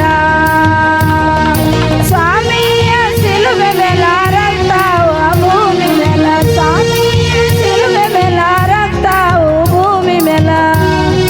ನಮಗಾಗಿ ನೀನು ಬಂದೆ ಸ್ವಾಮಿ, ನಿನ್ನ ಪಾಪಿ ಕರೆಯಲು ಬಂದೆ. ನಮಗಾಗಿ ನೀನು ಬಂದೆ ಸ್ವಾಮಿ, ನಿನ್ನ ಪಾಪಿ ಕರೆಯಲು ಬಂದೆ. 5ನೇ ಮಾತು ನಮ್ಮ ಮಧ್ಯದಲ್ಲಿ ಸಿಸ್ಟರ್ ಸುಜಾತ ನರಸಪ್ಪ ಅವರಿದ್ದಾರೆ ಮತ್ತು 5ನೇ ಮಾತು ಹೇಳುವ ಸಿದ್ಧರಾಗಿ ಅವ್ರು ಮುಂದೆ ಬರಬೇಕೆಂಬುದಾಗಿ ನಾನು ವಿನಂತಿಸ್ತೇನೆ. ಚಪ್ಪಲಿ ತಟ್ಟು ಸ್ವಾಗತ ಸರಿ. 5ನೇ ಮಾತು ಓದುವುದಕ್ಕಾಗಿ ನಮ್ಮದಲ್ಲಿ ಜ್ಯೋತಿ ಸಿಸ್ಟರ್ ಸಿದ್ಧವಾಗಿರಬೇಕು. ದೇವ್ರ ನಾಮಕ್ಕೆ ಸ್ತೋತ್ರವಾಗಲಿ. 7 ಮಾತುಗಳಲ್ಲಿ 5ನೇ ಮಾತನ್ನು ನನಗೆ ಹೇಳುವುದಕ್ಕಾಗಿ ಸಮಯ ಕೊಟ್ಟಿದ್ದಕ್ಕಾಗಿ ನನ್ನ ಸಭಾಪಾಲಕರಿಗೆ ನಾನು ವಂದನೆ ತುಂಬ ಧನ್ಯವಾದಗಳು. ವಾಕ್ಯದ ಕಡೆಗೆ ಹೋಗುವುದಕ್ಕಿಂತ ಮುಂಚೆ ಒಂದು ಚಿಕ್ಕ ಪ್ರಾರ್ಥನೆಯನ್ನು ಮಾಡಿಕೊಳ್ಳೋಣ. ಸರ್ವಶಕ್ತನಾದ ದೇವರೇ, ನಿನ್ನ ನಾಮಕ್ಕೆ ಮಹಿಮೆ ಆಗಲಿ ಅಪ್ಪ. ಈ ಒಂದು ಸುಂದರ ಸಮಯವನ್ನು ನಮ್ಮ ಜೀವನದಲ್ಲಿ ಕೊಟ್ಟಿದ್ದಕ್ಕಾಗಿ ನಿಮಗೆ ಸ್ತೋತ್ರ ಅಪ್ಪ. ಯೇಸುವೆ, 7 ಮಾತುಗಳಲ್ಲಿ 5ನೇ ಮಾತನ್ನು ಆಡುವುದಕ್ಕಾಗಿ ನನಗೆ ಸಮಯ ಕೊಟ್ಟಿದ್ದಕ್ಕಾಗಿ, ನನಗೆ ಧೈರ್ಯ ಕೊಟ್ಟಿದ್ದಕ್ಕಾಗಿ ನಿನಗೆ ಸ್ತೋತ್ರ ಸಲ್ಲಿಸುತ್ತೇನೆ ದೇವ. ಈ ಒಂದು ವಾಕ್ಯದಲ್ಲಿ ಏನಾದರೂ ತಪ್ಪುಗಳಾದರೆ ದೇವ ನೀನೇ ಕ್ಷಮಿಸಬೇಕೆಂದು ನಿನ್ನ ಮುದ್ದಾದ ನಾಮದಲ್ಲಿ ಬೇಡಿ ಹೊಂದಿದ್ದೇನೆ ತಂದೆ, ಆಮೇಲೆ. ಯೇಸು ಕ್ರಿಸ್ತನು ಶಿಲುಬೆಯಲ್ಲಿ ಆಡಿದ 7 ಮಾತುಗಳಲ್ಲಿ 5ನೇ ಮಾತನ್ನು ನಾನು ಹೇಳುವುದಕ್ಕೆ ಇಷ್ಟಪಡುತ್ತೇನೆ. ಯೋಹಾನ 19ನೇ ಅಧ್ಯಾಯ 28ನೇ ವಚನದಲ್ಲಿ ಓದಿಕೊಳ್ಳೋಣ.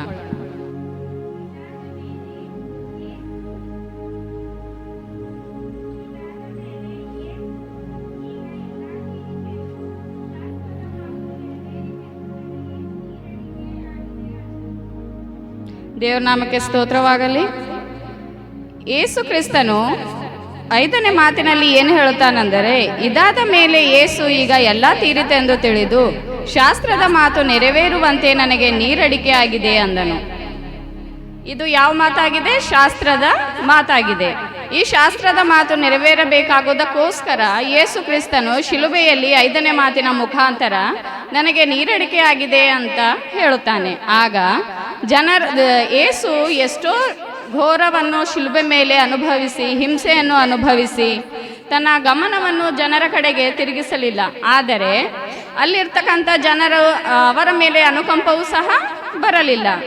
ಇಲ್ಲವೇ ಆತನ ಬಾಧೆಯನ್ನು ನೋಡಿ ಅಳುತ್ತಿದ್ದ ಸ್ತ್ರೀಯರನ್ನು ಕೂಡ ನೋಡಿ ನನಗಾಗಿ ಅಳಬೇಡಿ, ಆದರೆ ಮುಂದೆ ನಿಮ್ಮ ಕಷ್ಟಗಳು ಬರುವಂತಹ ಸಂಗತಿಗಳು ಅದಕ್ಕಾಗಿ ಅಳಿರಿ, ಹಾಗೂ ನಿಮ್ಮ ಮಕ್ಕಳಿಗಾಗಿ ನೀವು ಮಾಡ್ತಕ್ಕಂಥ ಕಾರ್ಯಗಳಿಗೋಸ್ಕರವಾಗಿ ಅಳಿರಿ ಎಂದು ಯೇಸು ಅಲ್ಲಿರ್ತಕ್ಕಂಥ ಜನರಿಗೆ ಹೇಳುತ್ತಾರೆ.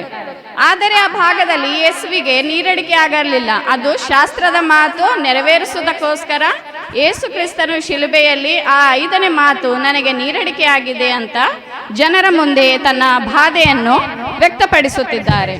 ಅಲ್ಲಿ ಅನೇಕರು ಈ ರೀತಿಯಾಗಿ ಮಾತಾಡಿಕೊಳ್ತಾ ಇದ್ದರು. ಯೇಸು ತನ್ನ ಶ್ರಮೆಯ ಕೊನೆಯ ಗಳಿಗೆಯಲ್ಲಿ ಬಂದಾಗ, ಅಂದರೆ ತನ್ನ ಒಂದು ಶ್ರಮೆಯ ಕೊನೆಯ ಗಳಿಗೆಯಲ್ಲಿ ಬಂದಾಗ ಅವರ ಆತ್ಮ ತಂದೆ ಕಡೆಗೆ ಒಪ್ಪಿಸುವುದಕ್ಕೋಸ್ಕರ ಈ 5ನೇ ತನ್ನ ಹಸ್ತವನ್ನು ಒಪ್ಪಿಸಿಕೊಡುವುದಕ್ಕೆ ಮೊದಲು ತನ್ನ ದಾಹವನ್ನು ತೀರಿಸಿಕೊಳ್ಳಬೇಕನ್ನೋದಕ್ಕೋಸ್ಕರ ಅವರು ನೀರು ಕೇಳುತ್ತಿದ್ದಾರೆ ಅಂತ ಅಲ್ಲಿನ ಜನರು ಮಾತಾಡಿಕೊಳ್ಳುತ್ತಿದ್ದರು. ಆದರೆ ತನ್ನ ದಾಹವನ್ನು ತೀರಿಸಿಕೊಳ್ಳುವುದಕ್ಕಾಗಿ ಆತನು ನೀರನ್ನು ಕೇಳಲಿಲ್ಲ. ಬದಲಾಗಿ ತನ್ನ ಸ್ಥಿತಿಯನ್ನು ಅಲ್ಲಿ ಅವರಿಗೆ ಅರಿಕೆ ಮಾಡುವುದಕ್ಕೋಸ್ಕರ ಅಲ್ಲಿ ನೀರನ್ನು ಕೇಳಿದ್ದಾರೆ ಎನ್ನುವುದಾಗಿ ನಾವು ನೋಡುತ್ತೇವೆ. ಯೇಸು ಸ್ವಾಮಿ ನೀರು ಕೇಳಿದಾಗ ಜನರು ಅವರಿಗೆ ನೀರನ್ನು ತಂದುಕೊಟ್ರ ಕುಡಿಯೋದಕ್ಕೆ? ಇಲ್ಲ. ಏನ್ ಮಾಡಿದ್ರು? ಹುಳಿರಸ ತುಂಬಿದ ಒಂದು ಗಡಿಗೆ ಅಲ್ಲಿ ಇಟ್ಟಿರಲಾಗಿತ್ತು. ಅವಾಗ ಏನ್ ಮಾಡಿದ್ರು ಜನ? ಅಲ್ಲಿರ್ತಕ್ಕಂಥ ಒಬ್ಬ ಮನುಷ್ಯ ಏನ್ ಮಾಡಿದ್ನು? ಸ್ಪಂಜನ್ನು ಹುಳಿರಸದಿಂದ ತುಂಬಿಸಿ ಹೀಸೋಪ್ ಕೋಲಿನಿಂದ ಸಿಕ್ಕಿಸಿ ಯಾರ ಬಾಯಿಗೆ ಮುಟ್ಟಿಸಿದರು? ಯೇಸು ಕ್ರಿಸ್ತನ ಬಾಯಿಗೆ ಮುಟ್ಟಿಸಿದರು. ಆಗ ದೇವರು ಜನರಿಗೆ ಏನಾದರೂ ಅಂದ್ರ? ಇಲ್ಲ.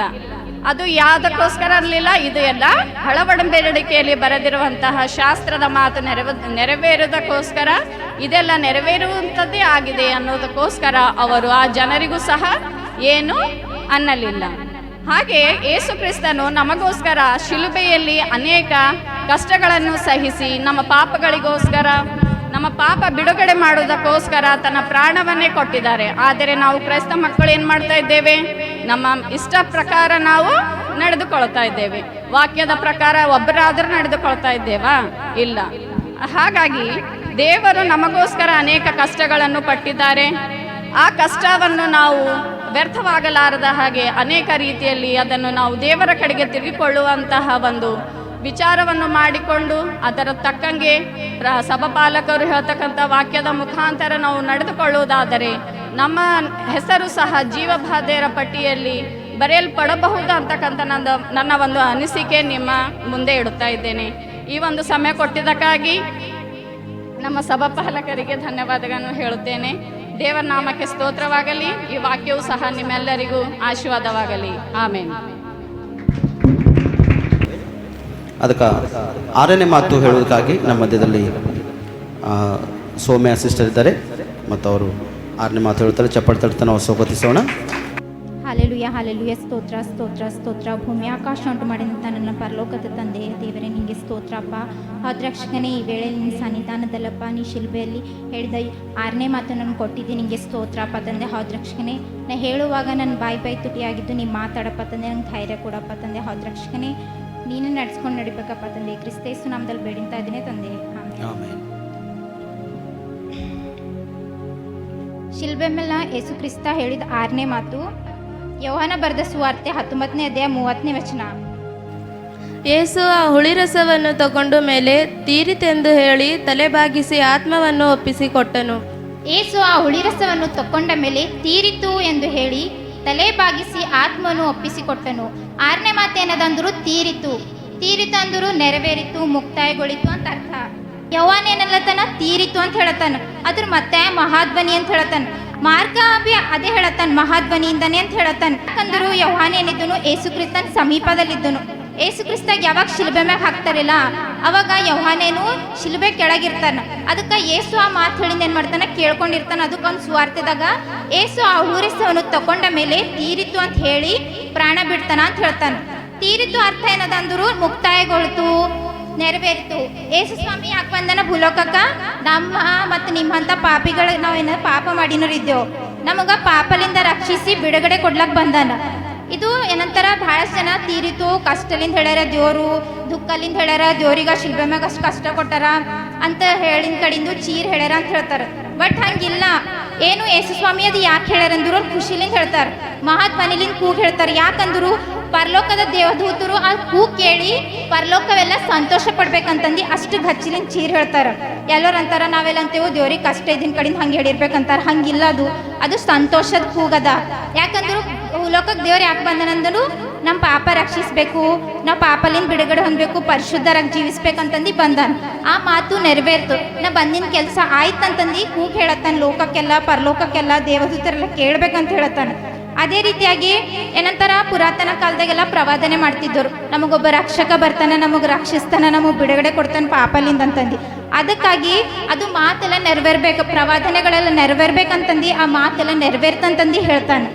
ಈಗ ಉದಾಹರಣೆಗಾಗಿ ಹೇಳ್ತೆ, ಉದಾಹರಣೆದಾಗ ವೈದ್ಯನ ಏನಿರ್ತದೆ ಕೆಲಸ, ಒಬ್ಬ ರೋಗಿಗ ರಕ್ಷಿಸೋದಿರ್ತದ. ಅವ ಆಪ್ರೇಷನ್ಸಿಗೆ ಒಯ್ತಾನೆ. ರೋಗಿ ವೈದ್ಯ ಅವನಿಗೆಲ್ಲ ಬಿಡುಗಡೆ ಕೊಟ್ಟಿ ಮ್ಯಾಗ ರೋಗಿ ಒಳ್ಳೆಯ ರೀತಿಯಿಂದ ಆದನಂದ್ರು ನಂದು ಆಪ್ರೇಷನ್ ಸಕ್ಸಸ್ ಆಯಿತು, ರೋಗಿ ಬಚಾಸ್ತಾನೆ ಅಂತ ಹೇಳಿ ಖುಷಿಲಿಂದ ಹೇಳ್ತಾನಿಲ್ಲ. ಅದೇ ರೀತಿ ಯೇಸು ಕ್ರಿಸ್ತ ಬಿ ಏನು ಹೇಳ್ತಾನೆ ಶಿಲ್ಬೆ ಮೇಲೆ, ನಾ ಬಂದಿನ ಮಾತು ನೆರವೇರ್ತ, ನಾ ಬಂದಿನ ಕೆಲಸ ಆಯ್ತು ಅಂತ ಹೇಳತ್ತಾನೆ.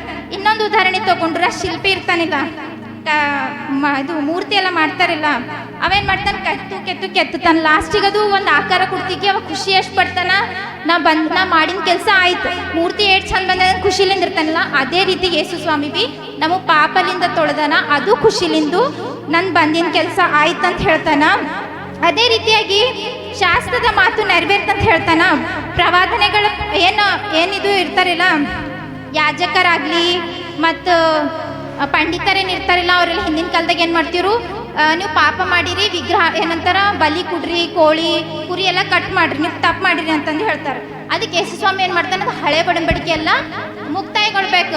ನಾನೇ ಬಲಿ ಐತೆ ನಿನ್ನ ಸಲಿಂದ, ನಾ ಬಲಿ ಐತೆ ಮುಂದೆ ಏನು ಬಲಿ ಕೊಡ್ಬೇಡ್ರಿ, ನಾನು ಬಲಿ ಐತಿಕೆ ಇದು ಹೊಸ ಒಡಂಬಡಿಕೆ ಬರ್ತದೆ ಅಂತ ಹೇಳಿ ತೀರಿತು ಅಂತ ಹೇಳತ್ತಾನೆ. ತೀರಿತು ಅಂದರು ದೇವರು ಸಂತೋಷದಿಂದ ಹೇಳ್ತಾನೆ, ನಮಗೆಲ್ಲ ಪಾಪಲಿಂದ ಬಿಡುಗಡೆ ಮಾಡ್ತಾ ಇದ್ದಾನ, ನಮಗೇನಂತಾರ ಹೊಸ ಜೀವನದಿಂದ ನಡಿಬೇಕು, ನಾವು ತಪ್ಪು ಮಾಡಬಾರ್ದು, ಯೇಸು ಕ್ರಿಸ್ತನ ಹಾದಿದಾಗ ನಡಿಬೇಕಂತಂದು ಯೇಸು ಸ್ವಾಮಿ ಈ ಮುಖಾಂತರ ಹೇಳ್ತಾನ. ಇಷ್ಟು ಹೇಳಿ ನನ್ನ ಮಾತು ಮುಗಿಸ್ತೀನಿ. ಸಭಾಪಾಲಕರಿಗೆ ಧನ್ಯವಾದ ಹೇಳ್ತೀನಿ ಅವಕಾಶ ಕೊಟ್ಟಿನ ಸಲುವಾಗಿ. ಪ್ರಾರ್ಥನೆ ಮಾಡೋಣ. ಪರಿಶುದ್ಧಾತ್ಮ ದೇವರೇ, ನಿಮ್ಮ ಮಹಿಮೆ ಆಗಲಿ ಮತ್ತು ನಿಮ್ಮ ಘನತೆ ಆಗಲಿ. ಉತ್ತಮವಾಗಿ ಅದ್ಭುತವಾಗಿ ದೇವ ನಮ್ಮನ್ನು ಬಲಪಡಿಸಿದಿ. ನಿನ್ನ ಸನ್ನಿಧಿಯಲ್ಲಿ ಟೀಮ್ ವರ್ಕ್ ಮಾಡುವ ಹಾಗೆ ನೀನು ಸಹಾಯ ಮಾಡಿ ಸ್ತೋತ್ರ. ಟೀಮ ಕೂಡ ಸ್ತುತಿಸುವಾಗೆ, ಕೊಂಡಾಡುವಾಗೆ, ನಿನ್ನನ್ನು ಮಹಿಮೆ ಪಡಿಸುವಾಗೆ ನೀ ಕಾರ್ಯ ಮಾಡಿದ ನಿನ್ನ ಸ್ತೋತ್ರ ಸಲ್ಲಿಸ್ತೇವೆ ಕರ್ತನೆ. ಮತ್ತು ಮಕ್ಕಳ ದೇವರೇ 6 ಮಾತುಗಳು ಅದ್ಭುತವಾಗಿ ನಿನ್ನ ಸನ್ನಿಧಿಯಲ್ಲಿ ಧ್ಯಾನ ಮಾಡಿದ್ದಾರೆ ಕರ್ತನೆ. 6 ಮಾತು ಮಕ್ಕಳಿಗೆ ಆಡುವ ಹಾಗೆ ನೀ ಸಹಾಯ ಮಾಡಿದ್ದಿ. ನೀ ಕೃಪೆ ತೋರಿಸಿದಕ್ಕಾಗಿ ನಿನ್ನ ಸ್ತೋತ್ರ ಸಲ್ಲಿಸ್ತೇವೆ ಕರ್ತನೆ. ಮತ್ತು ಆ ಮಾತಿನ ಅರ್ಥಗಳೆಲ್ಲ ನಿನ್ನ ಮಕ್ಕಳಿಗೆ ನೀ ತಿಳಿಪಡಿಸೋಕ್ಕಾಗಿ ನಿನಗೆ ನಾನು ಸ್ತೋತ್ರ ಸಲ್ಲಿಸ್ತೇವೆ ಕರ್ತನೆ. ಮತ್ತು 7ನೇ ಮಾತಿನ ಕಡೆ ಹೋಗ್ತೇವೆ ಕರ್ತನೆ. ಮಾತಿನಲ್ಲಿ ಬಲ, ಶಕ್ತಿ, ಸಾಮರ್ಥ್ಯವರೇ ಹೇಳ್ತಕ್ಕಂಥ ನಾನು ಬಲಹೀನ ಮತ್ತು ಜ್ಞಾನಾಗಿದ್ದ ಕರ್ತನೆ. ನಿನ್ನ ವಾಕ್ಯದ ಬಲದಿಂದ, ಶಕ್ತಿ, ಕೃಪೆ, ಜ್ಞಾನದಿಂದ ನಾನು ತುಂಬಿಸ್ರಿ. ವಾಕ್ಯ ಹೇಳುವಾಗ ನೀನ ಮೊದಲು ಮಾತಾಡಿ, ನನ್ನ ಬಾಯಿ ತೊಗೆದು ನಾಲ್ಕು ನಮ್ಮೆಲ್ಲರಿಗೆ ಮಾತಾಡ್ರಿ. ನೀನು ಮಾತಾಡೋದ್ರೆ ನಾವೆಲ್ಲ ಬದುಕೊಂಡಿರ್ಲಕ್ಕೆ ಸಾಧ್ಯದ. ನೀನು ಬರುವವರೆಗ ನಾವು ಸಿದ್ಧವಾಗಿರ್ಲಕ್ಕೆ ಸಾಧ್ಯದ ಕರ್ತನೆ. ಅದಕ್ಕೆ ನಿನ್ನ ಸನ್ನಿಧಿಯಲ್ಲಿ ನಾವು ಪ್ರಾರ್ಥಿಸ್ತೇವೆ. ಈಗ ಈ ಸಮಯದಲ್ಲಿ ನಮ್ಮೆಲ್ಲರ ಆತ್ಮ, ನಮ್ಮೆಲ್ಲರ ಪ್ರಾಣ ಹೇಳ್ತಕ್ಕಂಥ ಮಾತು ನಿನ್ನ ಹಸ್ತಕ್ಕೆ ಒಪ್ಪಿಸ್ಕೊಡ್ತೇವೆ. ನಮ್ಮ ಮಧ್ಯದಲ್ಲಿ ನೀ ಕಾರ್ಯ ಮಾಡ್ತೀವಿ ಎಂಬುದಾಗಿ ನಜರತ್ ಯೇಸು ಕ್ರಿಸ್ತನಲ್ಲಿ ಪ್ರಾರ್ಥಿಸು ನಮ್ಮ ರಕ್ಷಕ. ಆಮೇನ್, ಆಮೇನ್, ಆಮೇನ್. ಸಂತೋಷ ಹೇಳೋರು ಹಲ್ಲೆಲೂಯಾ. ಇವತ್ತಿನ ಸಂದೇಶ ಕಡೆ ನಾವು ಹೋಗೋಣ. 7ನೇ ಮಾತು ಮತ್ತು ಗಂಡ್ಸು ಮಕ್ಕಳಲ್ಲಿ ನವೀನ್ ಓದ್ತಾನೆ. ಲೂಕನ್ ಬರೆದ ಸುವಾರ್ತೆ 23ನೇ ಅಧ್ಯಾಯ 46ನೇ ವಚನ. ಆಮೇಲೆ ಯೇಸು ತಂದೆ, ನನ್ನ ಆತ್ಮವನ್ನು ನಿನ್ನ ಕೈಗೆ ಒಪ್ಪಿಸಿಕೊಡುತ್ತೇನೆ ಎಂದು ಮಹಾಧ್ವನಿಯಿಂದ ಕೂಗಿದನು. ಇದನ್ನು ಹೇಳಿದ ಮೇಲೆ ಪ್ರಾಣ ಬಿಟ್ಟನು ಎಂಬುದಾಗಿ ನೋಡ್ತೇವೆ ಪ್ರಿಯರೇ. ಹಲ್ಲೆಲೂಯಾ. ಯಾಕಂದರೆ ದುಃಖದ ಧ್ವನಿ ಬೇರೆ, ಸಂತೋಷವಾಗಿರ್ತಕ್ಕಂಥ ಧ್ವನಿ ಬೇರೆ ಆಗಿರ್ತವೆ ಪ್ರಿಯರೇ. ಯೇಸು ಸ್ವಾಮಿ ಶಿಲ್ಬೆ ಮೇಲೆ 7 ಮಾತಾಡೋಣಂದ್ರೆ 7 ಮಾತು ಲೋಕ ಜನರಿಗೆ ಭಾರ ಕಾಣಿಸ್ಯದ, ದುಃಖ ಕಾಣಿಸ್ಯದ, ಕಷ್ಟಕರವಾಗಿರ್ತಕ್ಕಂಥ ಮಾತುಗಳನ್ನು ಕಾಣಿಸ್ಯವ. ಆದರೆ 7 ಮಾತಿನಲ್ಲಿ 7 ಒಂದು ರಹಸ್ಯಗಳವ ಪ್ರಿಯರೇ. 7 ಎಂಬ ಸಂಖ್ಯೆ ಬೈಬಲ್ನಲ್ಲಿ ಬಹಳಷ್ಟು ಒಂದು ದೊಡ್ಡ ಒಂದು ಪ್ರಾಮುಖ್ಯವಾಗಿರ್ತಕ್ಕಂಥ ಒಂದು ಸಂಖ್ಯೆ ಆಗಿದೆ ಪ್ರಿಯರೇ. ಅದಕ್ಕೆ 7 ಮಾತುಗಳು ಶಾಸ್ತ್ರದ ಪ್ರಕಾರವಾಗಿ ಯೇಸು ಕ್ರಿಸ್ತನ ಹೇಳಲೇಬೇಕಾಗಿತ್ತು. ಶಾಸ್ತ್ರದಲ್ಲಿ ಏನೇನು ಬರೆಯಲ್ಪಟ್ಟಿದ್ವು ಅವು 7 ಮಾತುಗಳೆಲ್ಲ ನೆರವೇರಲೇಬೇಕಾಗಿತ್ತು ಪ್ರಿಯರೇ. ಅದು ಶಿಲ್ಬೆ ಮೇಲೆ ಆಡಬೇಕೆಂಬ ಮಾತುಗಳಿದ್ದವು. ಶಾಸ್ತ್ರದಲ್ಲಿ ಏನೈತೆ ಹೇಳಿದ್ರು ಸತ್ಯವೇದ ಅನುಸಾರವಾಗಿ ಪ್ರವಾದಿಗಳ ಮುಖಾಂತರವಾಗಿ ಏನೈತೆ ಹೇಳಿರ್ತಕ್ಕಂಥ ಮಾತುಗಳಾಗಿದ್ದು ಸತ್ಯವೇದದಲ್ಲಿ ಬರೆಯಲ್ಪಟ್ಟಿರ್ತಕ್ಕಂಥ ಮಾತುಗಳೆಲ್ಲ ಸತ್ಯನೇ. ಅದಕ್ಕೆ ಸತ್ಯ ಎಂಬುದಾಗಿ ಹೆಸರು ಬಂದು ಪ್ರೇರೆ. ಯಾಕಂದರೆ ಇದ್ರಾಗಿರ್ತಕ್ಕಂಥ ಒಂದು ಶಬ್ದ ಕೂಡ ಅಸತ್ಯವಾಗಿಲ್ಲ, ಎಲ್ಲ ಮಾತುಗಳು ಸತ್ಯನವ ಪ್ರೇರೆ. ಪ್ರಾಣ ಒಂದು ಬಿಡ್ತಕ್ಕಂಥ ಸಮಯದಲ್ಲಿ ಅಲ್ಲಿರ್ತಕ್ಕಂಥ ಕೆಲವೊಂದು ಜನಾಂಗಗಳಿಗೆ ಅಲ್ಲಿ ಏನಾಗ್ಯದ ರಕ್ಷಣೆ ಸಿಕ್ಕದ ಪ್ರೇರೆ. ಆ ಗಳಿಗೆಯಲ್ಲಿ ಕೆಲವೊಬ್ಬರು ಏನು ಮಾಡ್ಯಾರ ಪಶ್ಚಾತ್ತಾಪ ಪಟ್ಟರೆ ಎಂಬುದಾಗಿ ನೋಡ್ತೇವೆ ಪ್ರೇರೆ ನಾವು. ಮತ್ತು ಪಶ್ಚಾತ್ತಾಪ ಪಟ್ಟರ ಇಲ್ಲಂತಿಲ್ಲ, ಆದರೆ ಈ ನ್ಯಾಯಸ್ಥಾನದಲ್ಲಿ ಏನೇನು ಸಮಸ್ಯೆಗಳು ಆಗಬೇಕಾಗಿತ್ತು, ಏನೇನು ಘಟನೆಗಳು ಆಗಬೇಕಾಗಿತ್ತು, ಯಾವ್ಯಾವ ಸಮಸ್ಯೆಗಳು ಶೋಧನೆಗಳು ದೇಶದ ಮೇಲೆ ಬರುತ್ತವೋ ಎಂಬುದಾಗಿ ತಿಳ್ಕೊಂಡು ಕೆಲವೊಬ್ಬರು ಜ್ಞಾನವಂತರು ಏನು ಮಾಡ್ಯಾರ ಗೊತ್ತದನ್ನ ಅಲ್ಲಿ ಆ ಸ್ಥಳದಲ್ಲಿ ನ್ಯಾಯ ತೀರಿಸ್ತಕ್ಕಂಥ ಸಮಯದಲ್ಲಿ ಏನು ಮಾಡ್ಯಾರ ಅವರಿಗೆ ಕೆಲವೊಂದು ಮಾತುಗಳನ್ನು ಒಪ್ಪಿಸ್ಯಾರ ಪ್ರೇರೆ. ಅದಕ್ಕೆ ಅದು ಯಾರು ಒಪ್ಪಿಸ್ಯಾರ ಎಂಬುದಾಗಿ ನೋಡೋಣ ಸ್ಪಷ್ಟವಾಗಿ. ಮತ್ತೇನು ಬರೆದ ಸುವಾರ್ತೆ 27ನೇ ಅಧ್ಯಾಯ 19ನೇ ವಚನ ಸಿಕ್ಕರೋದ್ರಿ.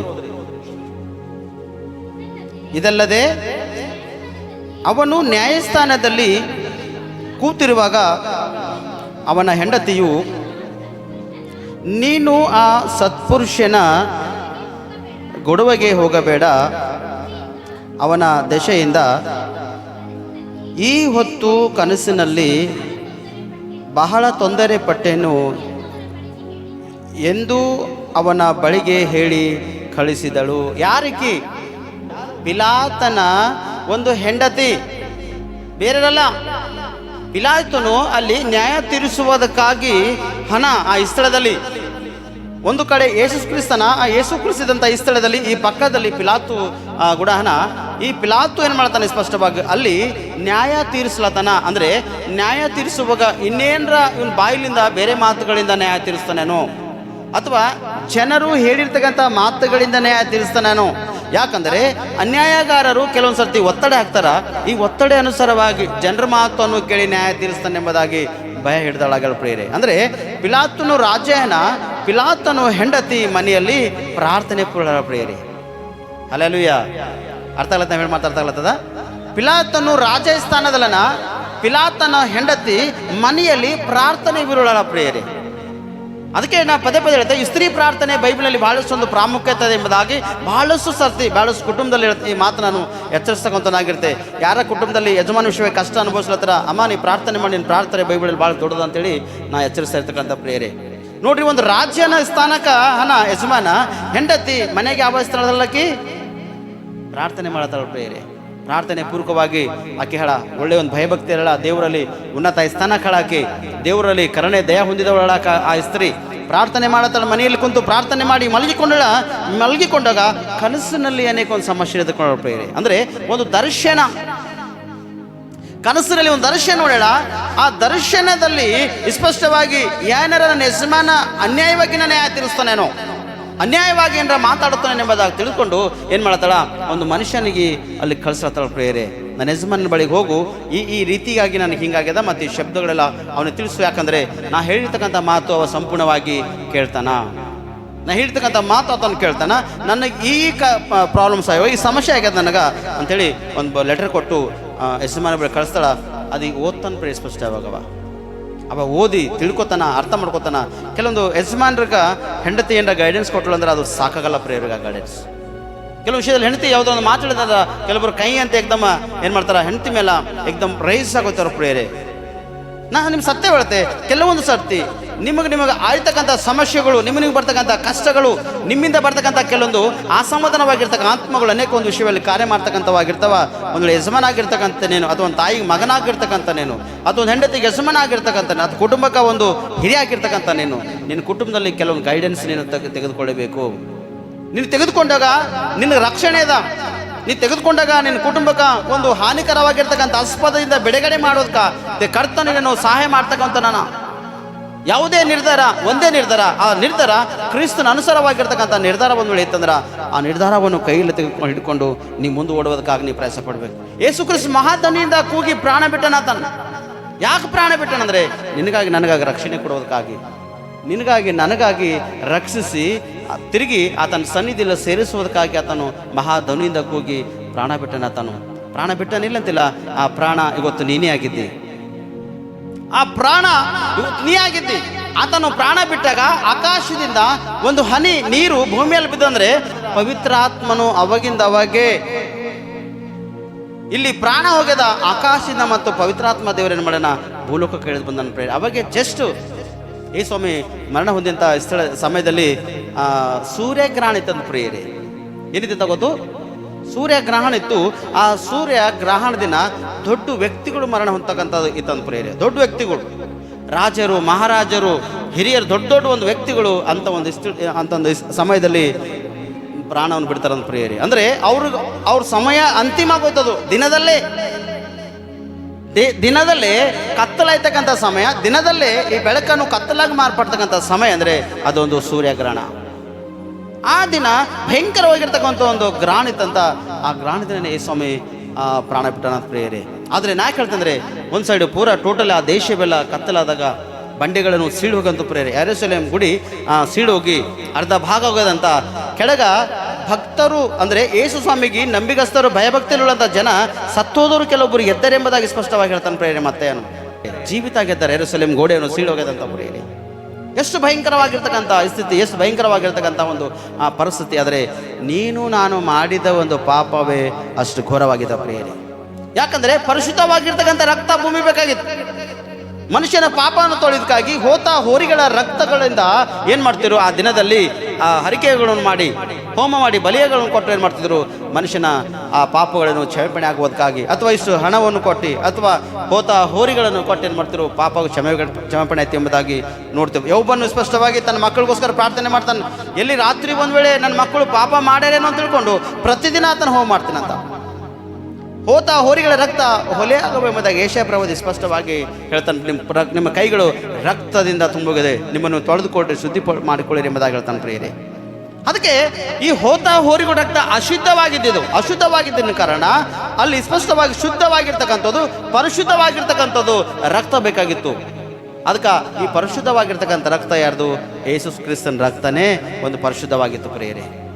ಯೇಸು ಕ್ರಿಸ್ತನ ರಕ್ತ ಪರಿಶುದ್ಧವಾಗಿದ್ದ ಕಾರಣ ಈ ಭೂಮಿಯಲ್ಲಿ ಆತನ ರಕ್ತವನ್ನು ಸುರಿಸಲೇಬೇಕಾಗಿತ್ತು ಪ್ರಿಯರೇ. ಸತ್ಯವೇದ ಅನುಸಾರವಾಗಿ ರಕ್ತ ಸುರಿಸಲೇಬೇಕಾಗಿತ್ತು. ಮಳೆಗಳು ಯೇಸುವಿಗೆ ಎಷ್ಟು ಪೆಟ್ಟು ಹೊಡೆದಾರ್ರಿ? 39 ಪೆಟ್ಟುಗಳು ಯೇಸುವಿಂದನ. ಒಂದು ಪೆಟ್ಟಿಗೆ 7 ಮಳೆ ಇರ್ತೀವಿ ಅಂತ ಪ್ರಿಯರೇ. ಒಂದು ವೈರ್ ತಗೊಂಡು ಹೊಡೆದ್ರೆ ಸಹಿಸ್ಕೊಳಕ್ಕಾಗಲ್ಲ. ಯಾರೇ ಆಗಲಿ ಒಂದು ವೈರ್ ತಗೊಂಡು ಹೊಡೆದ್ರೆ ಸಹಿಸ್ಕೊಳಕ್ಕಾಗಲ್ಲ.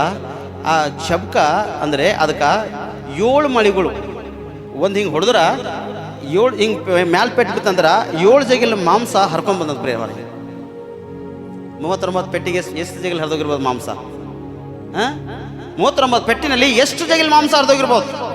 ಅವ ವ್ಯಾಕ್ಟರ್ ಹೇಳ್ತಾನ, ಅವ ಹಣವನ್ನು ತೆಗೆದುಕೊಂಡು ಆ್ಯಕ್ಟಿಂಗ್ ಮಾಡ್ತಕ್ಕಂಥ ಒಂದು ವ್ಯಕ್ತಿ ಅವ ಏನು ಹೇಳ್ತಾನಂದ್ರೆ ಸ್ಪಷ್ಟವಾಗಿ, ಅವ ಅಲ್ಲಿವರೆಗೆ ಆ್ಯಕ್ಟಿಂಗ್ ಆಗಿ ಮಾಡ್ಲಿಕ್ಕಾಗಿಲ್ಲ ಅಂತ ಅವನಿಗೆ, ಕರೆಕ್ಟು ರಿಯಲ್ ಸೀನ್ ತೊಗೊಳಕ್ಕಾಗಿಲ್ಲ ಅಂತ ಅವನಿಗೆ ಬ್ಯಾಂಡೇಜ್ ಮಾಡಿ ಮೈಯೆಲ್ಲ ಪೂರ ಬ್ಯಾಂಡೇಜ್ ಮಾಡ್ತಾರೆ, ಬ್ಯಾಂಡೇಜ್ ಮಾಡಿ ಪೆಟ್ಟು ಹೊಡಿತಾರೆ ಪ್ರೇರೆ, ಮೈಯೆಲ್ಲ ಕಂಪ್ಲೀಟ್ಲಿ ಪ್ಯಾಕ್ ಮಾಡ್ತಾರೆ. ಪ್ಯಾಕ್ ಮಾಡಿ ಅವನಿಗೆ ಸ್ಪಷ್ಟವಾಗಿ ಯೇಸು ಕ್ರಿಸ್ತನ ಭಾರವನ್ನು ಅಂದರೆ ಹೇಗೆ ಶೀನ್ ಇರ್ತದೋ ಆ ಥರ ತಿಳ್ಕೊಂಡು ಹೋಗ್ತಾ ಇರ್ತಾರೆ.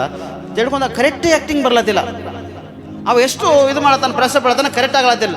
ಇನ್ನೊಂದು ಪೆಟ್ಟು ಬೆಳಗ್ಗೆ ಏನಾಗಬೇಕು, ಕಟ್ ಅನ್ಬೇಕು. ಈ ಕಡೆ ಈ ಶೂಟಿಂಗ್ ಮಾಡೋ ಹೆಂಗಿರ್ತಾರೆ, ಕರೆಕ್ಟ್ ಸೀನ್ ಬೇಕು ಅವ್ರಿಗೆ, ಈ ಕಡೆ ಕಟ್ಟೆ ಮಾಡತ್ತೀರು ಹಿಂಗಾಗಲತ್ತ ಅಂತೇಳಿ ತಿಳ್ಕೊಂಡು ಅವಾಗ ಕೂಡ ಏನೋ ಗೊತ್ತಾಗಿಲ್ಲ ಅಂತ ತಿಳ್ಕೊಂಡು ಇದು ಮಾಡಿ ಪಶ್ಚಾತ್ತಾಪ ಪಡ್ತಾನೆ ಅಂತ. ಯಾಕೆ ನನಗೆ ಆಗ್ಲತ್ತಿಲ್ಲ? ನಾ ಎಷ್ಟೋ ಸೀನ್ ಮಾಡಿದೆ ಇಲ್ಲಿವರೆಗೆ, ದೊಡ್ಡ ಸೀನ್ನಾಗ ನಾ ಸಿನಿಮಾದಲ್ಲಿ ಆ್ಯಕ್ಟಿಂಗ್ ಮಾಡಿದ, ಒಂದು ಸೀನ್ ಕೂಡ ನಂಗೆ ಮಿಸ್ ಆಗಿಲ್ಲ. ಒನ್ ಟೈಮ್ದಾಗ ನಂಗೆ ಸಕ್ಸಸ್ ಆಯಿತು. ಸುಮಾರು ಸಾತಿ ನಾ ಪ್ರಯಾಸ ಪಡಿದ, ಈ ಸೀನ್ ನಂಗೆ ಸಕ್ಸಸ್ ಆಗ್ಲತ್ತಿಲ್ಲ.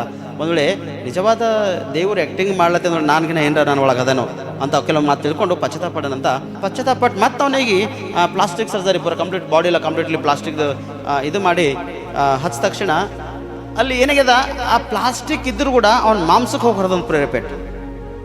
ಅವ್ನ ಬಾಡಿದಲ್ಲಿ ಪ್ಲಾಸ್ಟಿಕ್ ಅದ ಕಂಪ್ಲೀಟ್ಲಿ. ಆ್ಯಕ್ಚುಲಿ ಮಳೆ ಕುಡ್ದಾಗ ಮಳೆ ಹಿಂಗೆ ಕೆತ್ಕೊಂಡು ಬರ್ಲಕ್ಕೆ ಚಾನ್ಸ್ ಇಲ್ಲ, ಪ್ಲಾಸ್ಟಿಕ್ಕಿಗೆ ಹತ್ತಬೇಕು ಅಷ್ಟೇ, ಅದು ಕೆತ್ಕೊಂಡು ಬರ್ತದೆ. ಆದರೆ ಅಲ್ಲಿರ್ತಕ್ಕಂಥ ಸೀನ್ ಆಗ್ಯದ ಅಂದ್ರೆ ಮೊದಲನೇ ಪೆಟ್ಟು ಹಿಂಗೆ ಹೊಡೆದ ತಕ್ಷಣ ಏನಾಗ್ಯದ, ಮಾಂಸದ ಒಳಗೆ ಹೋಗ್ಯವ ಪ್ರೇರೆ ಮಳೆಗಳೆಲ್ಲ. 7 ಮಳಿಗಳು ಪೂರ ಆ ಮಾಂಸದ ಒಳಗೆ ಹೋಗ್ಯಾವ. ಮ್ಯಾಲ ಪ್ಲಾಸ್ಟಿಕ್ ಅದ ಇಲ್ಲಂತಿಲ್ಲ, ಆದರೆ ಪ್ಲಾಸ್ಟಿಕ್ದಿಂದ ಕೂಡ ಒಳಗೆ ಹೋಗ್ಯಾವತ್ತ ನಿಂಗೆ ಮಾಂಸದ. ಮಳಗೆ ಹೋಗಿದಾಗ ಹಿಂಗೆ ಎಕ್ದಮ್ ಹೇಳಿದ ತಕ್ಷಣ ಎಸೊಂಬಿರ್ತಾರಲ್ಲ ಅದು ಚಿರ್ತಾರಲ್ಲ, ರಿಯಲ್ ಸೀನ್, ರಿಯಲ್ ಗಾಯ ಇದ್ದಪ್ಪಲೆ ಆ ಸೀನ್ ಬಂದ ತಕ್ಷಣ ಇಲ್ಲ ಟಾಳಿ ಹೊಡಿರತ್ತಾರಂತ ಕಡೆಯಲ್ಲೇ ಇಲ್ಲಿ ಇರ್ತಕ್ಕಂಥ ಆಸ್ಪಾಸ್ ಒಳ್ಳೆ ಸೀನ್ ಬಂತು. ಕಮಾನ್ ಅಂತ ಹೇಳಿ ಅವನಿಗೆ ಇನ್ನೂ ಇನ್ಕ್ರೀಸ್ ಮಾಡ್ತಾ ಇದು ಮಾಡ್ತಾರಂತ. ಒಂದು ಪೆಟ್ಟು ಹೊಡೆದ ತಕ್ಷಣ ಮತ್ತೆ ಈ ಕಡೆಯಿಂದ ಒಬ್ಬರು ಒದಿಲ್ಲತ್ತಾರಂತ, ಒದ್ದು ಕೂಡ ಭಯಂಕರವಾಗಿರ್ತಕ್ಕಂಥ ನೋವು ಅನುಭವಿಸ್ಲತ್ತಾನ. ಮತ್ತೊಂದು ಪೆಟ್ಟು ಹೊಡಿದ ತಕ್ಷಣ ಮತ್ತೊಂದು ಜಗಿಲ್ ಮಾಂಸ ಆಗ್ಯದ, ಅರ್ಧೋಗ್ಯದ. ಅಲ್ಲಿ ಒರಿಜಿನಲ್ ರಕ್ತ ಉಂಟದ ಒಂದು ಬಾಡಿದಾಗಿನ. ಈ ಡೂಪ್ಲಿಕೇಟ್ ರಕ್ತ ಮಾಡ್ತಾರಲ್ಲ, ಆ ಡೂಪ್ಲಿಕೇಟ್ ರಕ್ತ ಒಣಗೋಗಲ್ಲ, ಅದು ರಕ್ತ ಅಲ್ಲಾಗಿರ್ತದ. ಒರಿಜಿನಲ್ ರಕ್ತ, ಡೂಪ್ಲಿಕೇಟ್ ರಕ್ತ ಮೇಲೆ ನೊಣಗಳು ಕೊಡಲು ಒರಿಜಿನಲ್ ರಕ್ತ ಮೇಲೆ ಕೊಡ್ತಾವೆ. ಅಲ್ಲಿ ಅವ ಸೀನು ಕರೆಕ್ಟ್ ಆಗ್ಲತ್ತ 100%. ಅಲ್ಲಿ ಏನಾಗ್ಲತ್ತದ, ಆ ನೊಣಗಳು ಬಂದು ಮುಸುರದ ಅವನ ಮೈ ಮೇಲೆ. ಯಾಕೋ ಇದು ಹಿಂಗಾಗ್ಲತ್ತ ಅಂತೇಳಿ ಬಲ್ ಬಂದು ನೋಡಕ್ಕೆ ಏನಾಗ್ಯದ, ಆ ಟೋಟಲ್ಗೆ ಬೇವಸೆ ಬಿದ್ದೋಗನ್ ಪೂರ ಹೋಶಿಲ್ಲ ಅವನಿಗೆ ಕಂಪ್ಲೀಟ್ಲಿ. ಮೈಯೆಲ್ಲ ಜ್ವರದಿಂದ ತುಂಬೋಗ್ಯದ, ಮೈಯೆಲ್ಲ ಗದ ನಡಿಗ್ಲತ್ತದ ಒಂದು. ಯಾಕಂದ್ರೆ ಒರಿಜಿನಲ್ ಪೆಟ್ಟು ಬೀಳುತ್ತ ಅವನಿಗೆ. ಸರ್ಜರಿ ಮಾಡ್ಬೇಕು ಅವನಿಗೆ, ಇಮಿಡಿಯೇಟ್ಲಿ ಆಂಬುಲೆನ್ಸ್ ಹಾಕೊಂಡು ತೆಗೆದುಕೊಂಡು ಹೋಗ್ಬೇಕು. ಸರ್ಜರಿ ನೀವು ಮಾಡಲೇಬೇಕು, ಯಾಕಂದ್ರೆ ಮಾಂಸ ಭಯಂಕರವಾಗಿ ಸ್ಥಿತಿ ಹರಿದೋಗ್ಯದ ಅವನಿಗೆ ಸ್ಪಷ್ಟವಾಗಿ. ಸರ್ಜರಿ ಮಾಡ್ಲೇಬೇಕಂತ ತಿಳ್ಕೊಂಡು ಆಂಬುಲೆನ್ಸ್ ತಂದೇನು ಮಾಡ್ಯಾರ, ಅವನಿಗೆ ತೆಗೆದುಕೊಂಡು ಹೋಗಿ ಹಾಸ್ಪಿಟಲಲ್ಲಿ ಜಾಯಿನ್ ಮಾಡಿದಾಗ ಆ ಟಾಕಿ ಹಾಕೋರು ಕೂಡ ಪರೀಕ್ಷೆ ಅಂತ ಪ್ರೇರೆ. ಇದು ಮಾಂಸಕ್ಕೆ ಹೇಗೆ ನಾವು ಗಂಟು ಹಾಕಬೇಕು, ಹೇಗೆ ಮಾಂಸಕ್ಕೆ ನಾವು ಜೋಡಿಸ್ಬೇಕು, ಜಾಯಿನ್ ಮಾಡಬೇಕೆಂಬುದಾಗಿ ನೋಡುವಾಗ ವೈದ್ಯರು ಕೂಡ ಅಲ್ಲಿ ಏನು ಮಾಡ್ಯಾರ ಅಂತ ಒಂದು ವೇದನೆ ರೋದನೆ ಒಳಗಿರೋದು ಪ್ರೇರೆ. ನಿಜವಾದ ದೇವರು ನಿನ್ನ ಮಾಂಸ ಎಷ್ಟು ಹರಿದೋಗಿರ್ಬೋದು, ನೀ ಎಷ್ಟು ನೋವನ್ನು ಅನುಭವಿಸಿರ್ಬೋದು, ಎಷ್ಟು ಘೋರವಾಗಿರ್ತಕ್ಕಂಥ ಪರಿಸ್ಥಿತಿ ನಿನ್ನ ಕಾಣ ಬಂದಿರ್ಬೋದು, ಎಷ್ಟು ಒಂದು ಹೀನವಾಗಿ ಸ್ಥಿತಿಗೆ ನೀನು ದೇವರೇ, ಎಷ್ಟು ಒಂದು ಉನ್ನತ ಒಂದು ಪರಿಶುದ್ಧನಾಗಿರ್ತಕ್ಕಂಥ ದೇವರು ತಂದೆಗೆ ಒಬ್ಬನೇ ಮಗನು ಭೂಲೋಕಕ್ಕೆ ಬಂದಿದ್ದು ನಮಗಾಗಿ ಅಂತ ಹೇಳಿ ತಿಳ್ಕೊಂಡು ಅವ ಕ್ಯಾಸ್ಟ್ ಯಾವುದಂದ್ರೆ ಮುಸ್ಲಿಮ್ಸ್ ವ್ಯಕ್ತಿ ಪ್ರೇರಾತನು. ಒಂದು ಮುಸ್ಲಿಮ್ಸ್ ವ್ಯಕ್ತಿ ಆ ಈ ಸ್ಥಳದಲ್ಲಿ ಹಾಸ್ಪಿಟಲ್ನಲ್ಲಿ ಬೆಡ್ ಮೇಲೆ ಪಶ್ಚಾತ್ತಾಪಟ್ಟು ಕಣ್ಣೀರು ಉಳಿಸುತ್ತಾ, ದೇವ ನನಗೆ ರಕ್ಷಿಸು, ದೇವ ನನ್ನ ರಕ್ಷಿಸು ಅಂತೇಳಿ ಸ್ಪಷ್ಟವಾಗಿ ಪಶ್ಚಾತ್ತಾಪ ಪಟ್ಟು ಪ್ರಾರ್ಥನೆ ಮಾಡ್ಯಾನಂತ. 2-3 ದಿನದಾಗೆ ಗುಣ ಹೊಂದಿ ಮತ್ತು ಡಿಸ್ಚಾರ್ಜ್ ಆಗಿ ಬಂದನ್ ಮಾಡ್ಯಾನ. ದೀಕ್ಷಾಸನ ತೆಗೆದುಕೊಂಡು ಕರ್ತನ ಸ್ವೀಕಾರ ಮಾಡ್ಯಾನ ಪ್ರೇರೆ. ನಾ ಯಾಕೆ ಮಾತಾಡ್ತಂದ್ರೆ, ಒಂದು ಪೆಟ್ಟು ನಮಗೆ ಸಹಿಸ್ಕೊಳ್ಳೋಕ್ಕಾಗಲ್ಲ, ಒಂದೇ ಒಂದು ಪೆಟ್ಟು ನಮಗೆ ಸಹಿಸ್ಕೊಳ್ಳೋಕ್ಕಾಗಲ್ಲ. ಆದರೆ ಘೋರವಾಗಿರ್ತಕ್ಕಂಥ ನೋವನ್ನು ಆತನ ಅನುಭವಿಸ್ಯಾನ. ಆದರೆ ನಮಗೆ ತಂದೆಯಾಗಿರ್ತಕ್ಕಂಥ ಕ್ರಿಸ್ತನು ಎಷ್ಟು ನೋವು ಅನುಭವಿಸಿರ್ಬೋದು, ಎಷ್ಟು ಘೋರವಾಗಿರ್ತಕ್ಕಂಥ ನೋವನ್ನು ಆತನ ಸ್ಪಷ್ಟವಾಗಿ ಅನುಭವಿಸಿರ್ಬೋದು. ನೀನು ನಾ ಮಾಡಿರ್ತಕ್ಕಂಥ ಪ್ರತಿಯೊಂದು ಪಾಪ ದ್ರೋಹ ಅಪರಾಧಗಳಿಂದ ಆತನ ಶರೀರವೆಲ್ಲ ಗಾಯ ಮಾಡ್ಕೊಂಡನು ಪ್ರಿಯಾತನ. ಆತನ ರಕ್ತದಿಂದ ನಮ್ಮನ್ನು ಕೊಂಡ್ಕೊಂಡನು ಪ್ರಿಯಾತನ ಸ್ಪಷ್ಟವಾಗಿ. ಪ್ರಿಯನ ಸೋದರ, ಒಂದು ವೇಳೆ ನೀನನ್ನು ಪಶ್ಚಾತ್ತಾಪ ಪಡೋದ್ರೆ ಕರ್ತನ ಸನ್ನಿಧಿಯಲ್ಲಿ ಕರ್ತನು ನಿನ್ನನ್ನು ಕ್ಷಮಿಸಿ ಉನ್ನತ ಸ್ಥಾನಕ ತರ್ತಾನ ಪ್ರಿಯಾತನು. ಇಲ್ಲಿ ಸ್ಪಷ್ಟವಾಗಿ ಪಿಲಾತನ ಹೆಂಡತಿ ಏನ್ ಹೇಳ್ತಾಳ, ನಾನು ಕನಸಿನಲ್ಲಿ ಅನೇಕ ಒಂದು ಗಲಿಬಿಲಿಗೆ ನಾನು ಗುರಿಯಾಗಿದ್ದೇನೆ, ನನ್ನ ಪರಿಸ್ಥಿತಿಯನ್ನು ಹೀಗೆ ನೋಡಿದ್ದಾನೆ, ನನ್ನ ಯಜಮಾನನು ತಪ್ಪಿ ಹೋಗಿ ಅನ್ನೋ ನಿರ್ಧಾರ ತೆಗೆದುಕೊಂಡು ನ್ಯಾಯಸ್ಥಾನದಲ್ಲಿ ಬೇರೆ ನನ್ನ ನ್ಯಾಯ ತೀರಿಸನ್ನು ತಿಳ್ಕೊಂಡು ಪಶ್ಚಾತ್ತಾಪಟ್ಟು ಕಣ್ಣೀರು ಸುರಿಸುತ್ತಾ ಒಂದು ಪತ್ರವನ್ನು ಬರೆದು ಯಜಮಾನ ಬಳಿ ಕಳಿಸ್ಕೊಡ್ತಾಳ.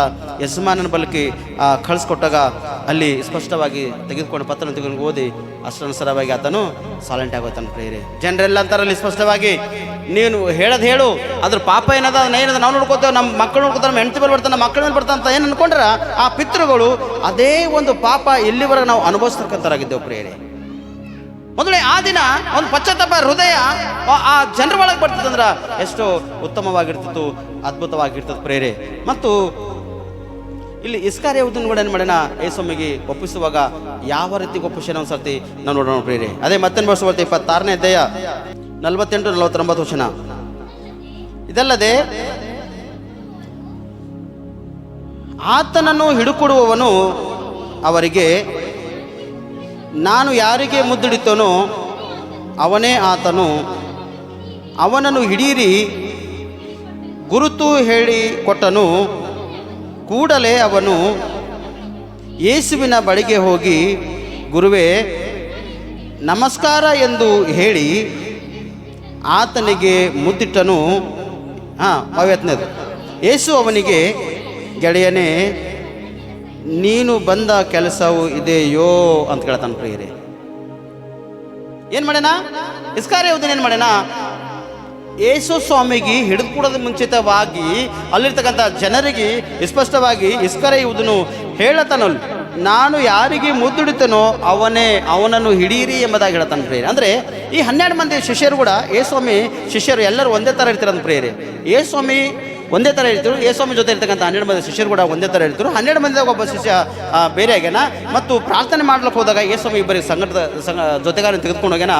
ಈ ಇಬ್ಬರು ಜೊತೆಗಾರರು ಕೂಡ ಯೇಸ್ವಾಮಿ ಮುಖಾಂತರನೇ ಸೇಮ್ ಆಸ್ ಇಟ್ ಇಸ್ ಹಂಗೆ ಇರ್ತೀರಂತ. ಪ್ರೇರೆ ಇಲ್ಲ ಯಾರು ಎಂಬುದಾಗ ಕೂಡ ಗೊತ್ತಾಯ್ತಿಲ್ಲ ಅಂತ ಹೇಳಿ ಅದಕ್ಕಾಗಿ ಜನರಿಗೆ ಯಾರು ಯೇಸು ಕ್ರಿಸ್ತ ಮಾಡೋದು ಗೊತ್ತಾಯ್ತಿಲ್ಲ ಅಂತ ಒಂದು ಸ್ಥಿತಿಯಲ್ಲಿ ಇರ್ತಕ್ಕಂಥ ಸ್ಥಿತಿಯಲ್ಲಿ ಇವತ್ತು ಎಷ್ಟು ಜನರು ಲೋಕದ ಆಸೆಯಲ್ಲಿ ಬಿದ್ದೋಗಿ, ಲೋಕದ ಧನ ಐಶ್ವರ್ಯದಲ್ಲಿ ಬಿದ್ದೋಗಿ ಎಷ್ಟು ಜನರು ತನ್ನ ಕುಟುಂಬದಲ್ಲಿ ಅಸಮಾಧಾನ ತೆಗೆದುಕೊಂಡು ಅನೇಕ ಒಂದು ಸಮಸ್ಯೆ ಕಷ್ಟಗಳೊಳಗಿದ್ದು ಎಷ್ಟು ಸಮಸ್ಯೆ ಎದುರ್ಕೊಳ್ತಿಲ್ಲ, ಅನೇಕ ಜನ ಎದುರ್ಕೊಳ್ತಾರೆ. ಆದರೆ ಇಲ್ಲಿ ನೋಡ್ತೇವೆ, ಮುದ್ದಿಟ್ಟನೇ ಸ್ವಾಮಿಗೆ ಬಂದು ಮುದ್ದಿಟ್ಟಾಗ ಹಿಡಿದುಕೊಟ್ಟಾಗ ಒಂದು ವೇಳೆ ನಾವೇ ಇದ್ದೇವೆ ಅಂದ್ಕೋರಿ, ಯಾರ ಪೊಲೀಸ್ ಅಧಿಕಾರಿ ಬಂದು ಒಂದು ಕಳ್ಳ ಮಾಡ್ತಾ ಇರ್ತಕ್ಕಂಥ ಮನುಷ್ಯನ ಹಿಡ್ಕೊಟ್ಟು ಅಂದ್ರೆ ಆ ಕುಟುಂಬದವರು ಅವರು ಎಷ್ಟು ಬೈತಾರ್ರಿ.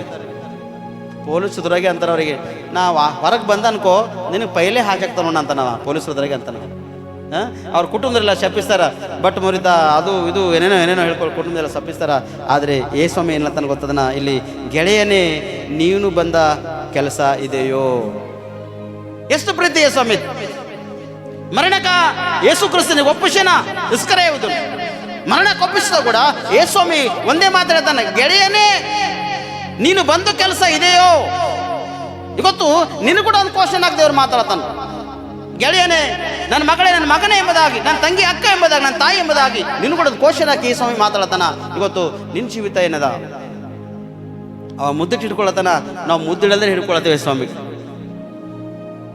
ಕೆಲವರು ವಾಟ್ ಪ್ರಾಮಿಸ್ ನಾವು ಮಾಡಿಲ್ಲ, ಮಾಡೋದೆಲ್ಲ ಮಾಡಿ. ಮತ್ತು ತಾಯಿ ಮದರ್ ಪ್ರಾಮಿಸ್ ನಾ ಮಾಡಿಲ್ಲ.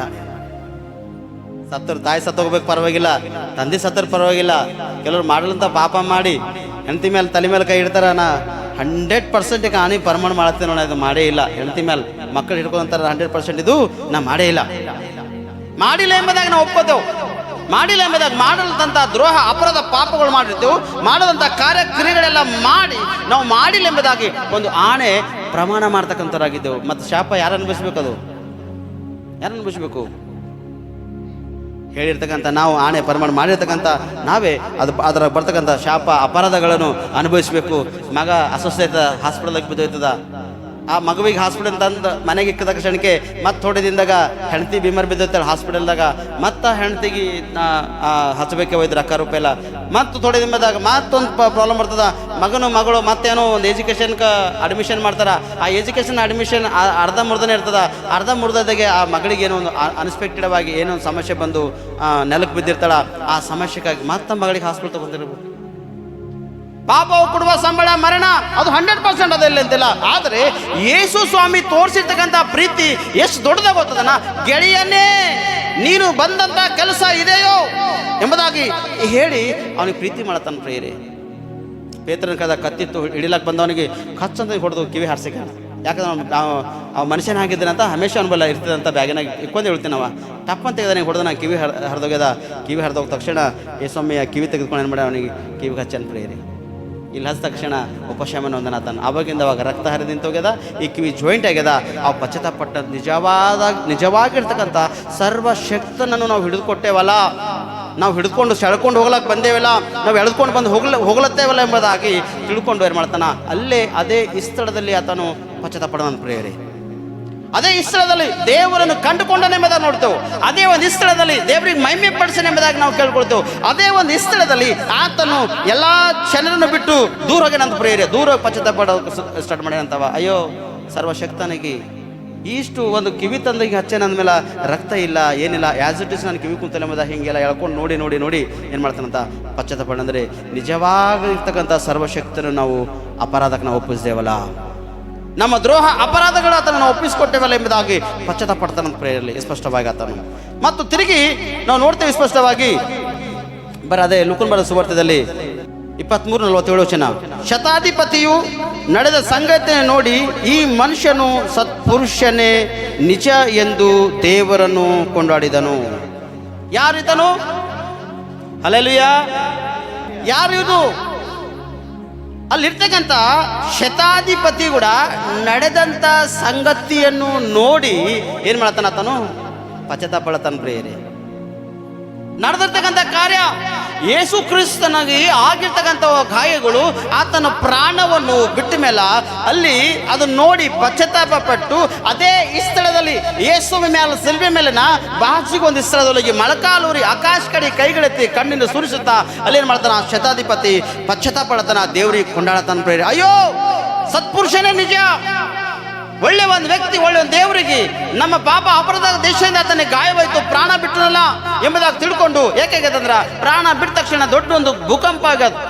ಸಿಡಿಲ್ ದೊಡ್ಡ ಆಕಾಶ ಕಡೆ ಸಿಡಿಲುಗಳು ಭೂಮಿ ಆಕಾಶ ಬಿಡುವಾಗ ದೊಡ್ಡ ದೊಡ್ಡ ಶಬ್ದಗಳು ಸ್ಟಾರ್ಟ್ ಆದಾಗ ಅಲ್ಲಿ ಈ ಶತಾಧಿಪತಿ ಕೂಡ ಅಯ್ಯೋ ಸತ್ಪುರುಷನ ಇರ್ತಕ್ಕಂಥ ಮನುಷ್ಯನಿಗೆ ನಾವು ಇಂಥ ಹಾನಿ ಮಾಡಿದ್ರು ತಿಳ್ಕೊಂಡು ಪಶ್ಚಾತ್ತಾಪಳತನ ಕಣ್ಣೀರು ಸುರಿಸಲತನ ಪ್ರಯತ್ನ ಸ್ಪಷ್ಟವಾಗಿ. ಇವತ್ತು ನನ್ನ ಸೋದರ, ಇವತ್ತು ನಿನ್ನ ಜೀವಿತ ಎಷ್ಟು ಮಟ್ಟಿಗೆ ಸತ್ಪುರುಷನ ನಿಜ ಎಂಬುದಾಗಿ ದೇವರು ನಂಬಲತ್ತಿದೆ? ಎಷ್ಟು ಮಟ್ಟಿಗೆ ಇವತ್ತು ನಿನ್ನ ಜೀವಿತದಲ್ಲಿ ಕ್ರಿಸ್ತನೇ ಸ್ವೀಕಾರ ಮಾಡಿ ಕ್ರಿಸ್ತನ ಧರಿಸಿಕೊಂಡು ಎಷ್ಟು ಮಟ್ಟಿಗೆ ಇವತ್ತು ನಿನ್ನ ಜೀವಿತ, ಇವತ್ತು ನಿನ್ನ ಆತ್ಮ, ನಿನ್ನ ಪ್ರಾಣ, ಶರೀರವೆಲ್ಲ ಒಪ್ಪಿಸಿಕೊಟ್ಟು ಕರ್ತನಿಗಾಗಿ ನೀನು ಜೀವನ ಮಾಡ್ಲತ್ತಿದೆ? ಎಷ್ಟು ಮಟ್ಟಿಗೆ ಸತ್ಯ? ಒಂದು ಸರ್ತಿ ನಿನ್ನ ಹೃದಯ ಮೇಲೆ ಈ ಕೈಯನ್ನು ಇಟ್ಟುಕೊಂಡು ನಿಜಕ್ಕೂ ನಮಗಾಗಿ ಆತನ ತ್ಯಾಗ ಮಾಡಿ ಎಂಬುದಾಗಿ ಒಂದು ಸರ್ತಿ ನಿನ್ನ ಮನಸ್ಸಿನಲ್ಲಿ ನೀ ಅನ್ಕೊಂಡಿದ್ರ ದೇವರು ನಿನಗೆ ಉನ್ನತ ಹೆಸರನ್ನು ತರ್ತಾನ. ಶತಾಧಿಪತಿ ಹೇಗೆ ಒಂದು ಬಿಡುಗಡೆ ಹೊಂದನು, ಈ ಶತಾಧಿಪತಿ ಹೇಗೆ ಆ ಸ್ಥಳದಲ್ಲಿ ಪಶ್ಚಾತ್ತಾಪಟ್ಟನು ಅಂತ ಒಂದು ಶಕ್ತಿ, ಅಂತ ಒಂದು ಸಾಮರ್ಥ್ಯ, ಪಶ್ಚಾತ್ತಾಪ ಪಡ್ತಕ್ಕಂಥ ಮನಸ್ಸು, ಹೃದಯ ದೇವರಿಗೆ ಸ್ಪಷ್ಟವಾಗಿ ಒಪ್ಪಿಸಿಕೊಟ್ಟನು ಪ್ರಿಯರೇ. ಒಂದು ವೇಳೆ ಈ ದಿನ ನೀನು ಪಶ್ಚಾತ್ತಾಪ ಪಡುವುದರೆ, ಈ ದಿನ ನೀನು ಪಶ್ಚಾತ್ತಾಪ ಪಡುವುದರೆ ದೇವರ ಮಹಿಮೆಯನ್ನು ಕಾಣ್ತಿ, ದೇವರಿಂದ ಅದ್ಭುತ ಹೊಂದಿ ದೇವರು ನಿನಗೆ ರಕ್ಷಿಸ್ತಾನ, ನಿನ್ನ ಕುಟುಂಬಕ್ಕೆ ರಕ್ಷಿಸ್ತಾನ ಪ್ರಿಯರೇ. ಲಾತನ ಹೆಂಡತಿ ನೋಡ್ತೇವೆ ಸ್ಪಷ್ಟವಾಗಿ ಸ್ತ್ರೀ ಎಷ್ಟೋ ಒಂದು ವೇದನೆಗೆ ಒಳಗಾಗಿದ್ದು ಒಂದು ಪತ್ರ ಕಳಿಸತ್ತಾಳೆ ಯಜಮಾನ ಬಲಿಕೆ ಅನ್ಯಾಯವಾಗಿ ನ್ಯಾಯ ತೀರಿಸಬೇಡ ಅಂತೇಳಿ. ಇಲ್ಲಿ ಇಸ್ಕರಿಯೋತನು ಗೆಳೆಯನೇ ಎಂಬುದಾಗಿ ಬಂದು ಮುದ್ದಿಟ್ಟು ಹಿಡಿದುಕೊಟ್ಟನ. ಅವನಿಗೆ ಯಾವ ದೋಷ, ಯಾವ ಅಪರಾಧ, ನೀ ಹಿಂಗಿದ್ದೆ ಹಾಗಂತೇಳಿ ಸ್ವಾಮಿ ಅವನಿಗೆ ಆ ಸ್ಥಳದಲ್ಲಿ ಅಂದಿಲ್ಲ. ಮುದ್ದಿಟ್ಟು ಹಿಡ್ಕೊಟ್ಟ ಕೂಡ ಗೆಳೆಯನೇ ನೀ ಬಂದಂಥ ಕೆಲಸ ಇದೇನಾ? ಎಷ್ಟು ಪ್ರೀತಿಯ ಸ್ವಾಮಿದಿ, ಎಷ್ಟು ಪ್ರೀತಿ ಮಾಡ್ಯಾನ ಆತನ ಜನರಿಗೆ, ಎಷ್ಟು ಪ್ರೀತಿ ಮಾಡ್ಯಾನ ಮಾನವರಿಗೆ, ನಮಗಾತನು ಎಷ್ಟು ತೋರ್ಸಕ್ಕಂತ ಆತನ ಪ್ರೀತಿ ನಿಜ ಪ್ರಿಯರೇ. ಇಲ್ಲಿ ಶತಾಧಿಪತಿ ಕೂಡ ಏನು ಮಾಡ್ತಾನ, ಸತ್ಪುರುಷನಿಗೆ ಮಾಡಲಂಥ ಕಾರ್ಯಗಳು ನಾವು ಮಾಡಿದೆವು, ಏನೂ ಮಾಡಿಲ್ಲ, ಆದರೆ ಅವನಿನ ಒಪ್ಪಿಸಿಕೊಟ್ಟೇವಲ್ಲ, ಅವ್ನಿಗೆ ಹಿಡಿದುಕೊಟ್ಟೇವಲ್ಲ, ಅವನಿಗೆ ಮರಣಕ್ಕೆ ಹಾಕದೇವಲ್ಲ ನಾವು ತಿಳ್ಕೊಂಡು ಏನು ಮಾಡ್ತಾನ. ಇಲ್ಲಿ ಆ ಶತಾಧಿಪತಿಗಳ ಪಶ್ಚಾತ್ತಾಪಟ್ಟು ದೇವರಿಗೆ ಕೊಂಡಾಳತನ ಪ್ರಿಯರೇ. ಹಲ್ಲೆಲೂಯಾ. ಅದಕ್ಕೆ ಈ ಸಿಲ್ವೆ ಮೇಲೆ ಆಡ್ತಕ್ಕಂಥ 6 ಮಾತುಗಳು ಅದ್ಭುತವಾಗಿ ನೀವೆಲ್ಲ ಹೇಳಿದರೆ ದೇವರು ನಿಮ್ಮನ್ನು ಆಶೀರ್ವದಿಸಲಿ. 7ನೇ ಮಾತು ಕೂಡ ಅದ್ಭುತವಾಗಿ ದೇವರು ಹೇಳುವ ಹಾಗೆ ದೇವರು ನನಗೆ ಸಹಾಯ ಮಾಡೋದಕ್ಕಾಗಿ ದೇವರಿಗೆ ಸ್ತೋತ್ರ. ಮತ್ತು ಕೇಳಿರ್ತಕ್ಕಂಥ ದೇವರು ನಿಮ್ಮೆಲ್ಲರ ಆತ್ಮಕ ಲಾಭವಾಗಿರಲಿ. ಕಣ್ಣು ಪ್ರಾರ್ಥನೆ ಮಾಡಿ ನಾವು ಮುಕ್ತಾಯಪಡಿಸೋಣ ಪ್ರಿಯರೇ. ಪ್ರಾರ್ಥನೆ. ಪರಿಶುದ್ಧಾತ್ಮ ದೇವರೇ, ನಿಮ್ಮ ಮಹಿಮೆ ಆಗಲಿ ಮತ್ತು ನಿಮ್ಮ ಘನತೆ ಆಗಲಿ. ಒಳ್ಳೆಯ ಸಮಯ, ಸಂದರ್ಭ, ಅವಕಾಶ ನಮ್ಮನ್ನು ಕೊಟ್ಟಿದ್ದಕ್ಕಾಗಿ ನಿಮಗೆ ಸ್ತೋತ್ರ ಸಲ್ಲಿಸ್ತೇವಪ್ಪ. ಮತ್ತು ನಾವು ನೋಡ್ತೇವೆ ಕರ್ತನೆ, ಸತ್ಯವೇದದಲ್ಲಿ ಪರಿಪಾಲನೆ ಅನುಸಾರವನ್ನು ನೋಡುವಾಗ ಪಿಲಾತನ ಹೆಂಡತಿ ಅನೇಕ ಒಂದು ಗಲಿಬಿಲಿಗೆ ಒಳಗಾಗಿದ್ದು, ಅನೇಕ ಒಂದು ಕಷ್ಟಕ್ಕೆ ಒಳಗಾಗಿದ್ದು, ಅಯ್ಯೋ ಸತ್ಪುರುಷನಾತನು ನಿಜವಾಗಿರ್ತಕ್ಕಂಥ ಕ್ರಿಸ್ತನಾತನ ದೇವರು ಆತನಿಗೆ ಅನ್ಯಾಯವಾಗಲತ್ತ ತಿಳ್ಕೊಂಡು ಯಜಮಾನಿಗೆ ನಾನು ಅನ್ಯಾಯ ಮಾಡ್ತೇನೆ ಎಂದು ತಿಳ್ಕೊಂಡು ತಿರುಗಿ ಒಂದು ಪತ್ರ ಬರೆದು ಯಜಮಾನನ ಸರಿ ಮಾಡಿ ಹೇಳ್ಬಿಡಿ. ಅಮ್ಮ ಅಯ್ಯ, ಇವತ್ತು ನನ್ನ ತಂಗಿಯ ತಾಯಿ ಒಂದು ವೇಳೆ ನೀನು ಪ್ರಾರ್ಥನೆ ಪೂರ್ವಕವಾಗಿದ್ದಂದ್ರೆ ನಿನ್ನ ಯಜಮಾನ ಎಡಬರ ತಿರುದ್ರು ಕೂಡ ನಿನ್ನ ಯಜಮಾನಿಗೆ ಸರಿ ಮಾಡ್ತೀನಿ. ಸ್ಪಷ್ಟವಾಗಿ ಸರಿ ಮಾಡುವಂಥ ಶಕ್ತಿ ದೇವರು ನಿನ್ನ ಕೈಯಲ್ಲಿ ಕೊಟ್ಟನ. ತಿರುಗಿ ನೋಡ್ತೇವೆ ಯುದ್ಧನು ಸ್ಪಷ್ಟವಾಗಿ ಎಸ್ಕರ ಯುದ್ಧನು ಅವು ಮಾಡ್ಬಿಡದಂಬ ಕಾರ್ಯ ಮಾಡ್ಯಾನ. ಆಸೆ ಪಟ್ಟನ 30 ರೂಪಾಯಿಗೆ ಏಸೊಮ್ಮಿಗೆ ಹಿಡಿದುಕೊಟ್ಟನ. ಏಸೊಮ್ಮಿಗೆ ಹಿಡಿದುಕೊಟ್ಟನ. ಹಿಡಿದುಕೊಟ್ಟ ತಕ್ಷಣ ಕೂಡ ಅಲ್ಲಿ ನೋಡ್ತೇವೆ ಸ್ಪಷ್ಟವಾಗಿ ಮುಂದೋದಾಗ ಮುದ್ದಿಟ್ಟನ. ಗುರುವೇ ನಮಸ್ಕಾರ ಅಂತಾನೆ ಸ್ಪಷ್ಟವಾಗಿ. ಗುರುವೇ ನಮಸ್ಕಾರ ಅಂತೇಳಿ ಏನು ಮಾಡ್ಯಾನ, ಮುದ್ದಿಟ್ಟು ಹಿಡಿದುಕೊಟ್ಟನ. ಅಲ್ಲಿ ಏಸ್ವಾಮಿ ಒಂದು ಮಾತಾಡ್ತಾನೆ, ಗೆಳೆಯನೇ ನೀನು ಬಂದ ಕೆಲಸ ಇದೇನಾ? ಅಯ್ಯೋ ದೇವ, ಎಷ್ಟು ನಿನ್ನ ಪ್ರೀತಿಯಪ್ಪ, ನೀನು ಮಾಡಿರ್ತಕ್ಕಂಥ ಇದು ಭಾಳ ದೊಡ್ಡ ತ್ಯಾಗ ಹಬ್ಬ ಕಾಡ್ತಾನೆ. ಮಾನವರಿಗಾಗಿ ನಮಗೆ ರಕ್ಷಣೆ ಹಬ್ಬ ಕಾಡ್ತಾನೆ. ನಮಗಾಗಿ ಈ ಲೋಕಕ್ಕೆ ಬಂದಿದ್ದೀವಿ ದೇವ, ನಮಗಾಗೇ ಇದು ನಾನು ಈ ಕಷ್ಟವನ್ನು ಅನುಭವಿಸಿ ತಿರುಗಿ ಪ್ರಾಣವನ್ನು ನೀವು ಒಪ್ಪಿಸಿಕೊಟ್ಟಿದ್ದಕ್ಕಾಗಿ ನಿನಗೆ ಸ್ತೋತ್ರ ಸಲ್ಲಿಸ್ತೇವೆ. ಮತ್ತು ತಿರುಗಿ ನಾ ಬರ್ತಾ ಅಂತ ನೀ ಸ್ಪಷ್ಟವಾಗಿ ಸತ್ಯವೇದಲ್ಲಿ ಹೇಳಿದೆ, ಅನೇಕ ಜಾಗದಲ್ಲಿ ಹೇಳಿದೆ. ನೀ ತಿರುಗಿ ಬರುವರ ಕೂಡ ನಾವು ಆಗಿರುವಾಗ ನಮ್ಮನ್ನು ಸಹಾಯ ಮಾಡು. ಯಾರ್ಯಾರು ಇದನ್ನ ಸಿಲುಬೆದ ಮರಣವನ್ನು ಅಯ್ಯೋ ಅಯ್ಯೋ ಘೋರವಾಗಿರ್ತಕ್ಕಂಥ ಮರಣ ಎಂಬುದಾಗಿ ಎಷ್ಟು ಜನರು ಎದೆ ಬಡ್ಕೊಳ್ತಾರೋ ಕರ್ತಾನೆ. ಆದರೆ ನಾ ಪ್ರಾರ್ಥಿಸ್ತಾ ಎದೆ ಬಡ್ಕೊಳ್ತಕ್ಕಂಥ ಪ್ರತಿಯೊಂದು ಒಬ್ಬರು ಅವ್ರ ಕುಟುಂಬಕ್ಕಾಗಿ ಎದೆ ಬಡ್ಕೊಳ್ಳೋದಾದರೆ, ಅವ್ರ ಹೆಂಡತಿಯವ್ರ ಮಕ್ಕಳವ್ರ ಯಜಮಾನಕ್ಕಾಗಿ ಕುಟುಂಬಕ್ಕಾಗಿ ಎದೆ ಬಡ್ಕೊಳ್ಳೋದ್ರೆ ಎಷ್ಟೋ ಮೇಲದ ತನ್ನಂತ ರಕ್ಷಿಸ್ಕೊಳ್ಳೋಕೆ ಅವಕಾಶ ಇದೆ. ತಿರುಗಿ ಅವ್ರ ಕುಟುಂಬವನ್ನು ರಕ್ಷಣೆ ಕೊಡ್ಲಿಕ್ಕೆ ಅವಕಾಶ ಇದೆ ದೇವ. ನಾನು ಪ್ರಾರ್ಥಿಸ್ತಾ ದೇವ ಈ ಸಮಯದಲ್ಲಿ ಅದ್ಭುತವಾಗಿ ವಾಕ್ಯದೊಟ್ಟಿಗೆ ನನಗೆ ಮತ್ತು ನಮ್ಮೆಲ್ಲರಿಗೆ ನೀನು ಮಾತಾಡೋದಕ್ಕಾಗಿ ಸ್ತೋತ್ರ. ಈ ವಾಕ್ಯ ನಮ್ಮೆಲ್ಲರ ಜೀವಿತದಲ್ಲಿ ಆಶೀರ್ವಾದಕರವಾಗಿ, ಲಾಭಕರವಾಗಿ, ಫಲಕರವಾಗಿ ಮಾರ್ಪಡಲಿರುವುದಾಗಿ ನಮ್ಮ ಒಡೆಯ ರಕ್ಷಕನಾಗಿರ್ತಕ್ಕಂಥ ನಜರತಿನ ಯೇಸು ಕ್ರಿಸ್ತನಲ್ಲಿ ಪ್ರಾರ್ಥನೆ ಮಾಡಿ ಸಕಲ ವಿಧವಾದ ಆಶೀರ್ವಾದವನ್ನು ಬೇಡಿ ಪಡೆದುಕೊಂಡಿದ್ದೇವೆ ನಮ್ಮ ಪರಲೋಕ ತಂದೆ. ಆಮೇನ್, ಆಮೇನ್, ಆಮೇನ್.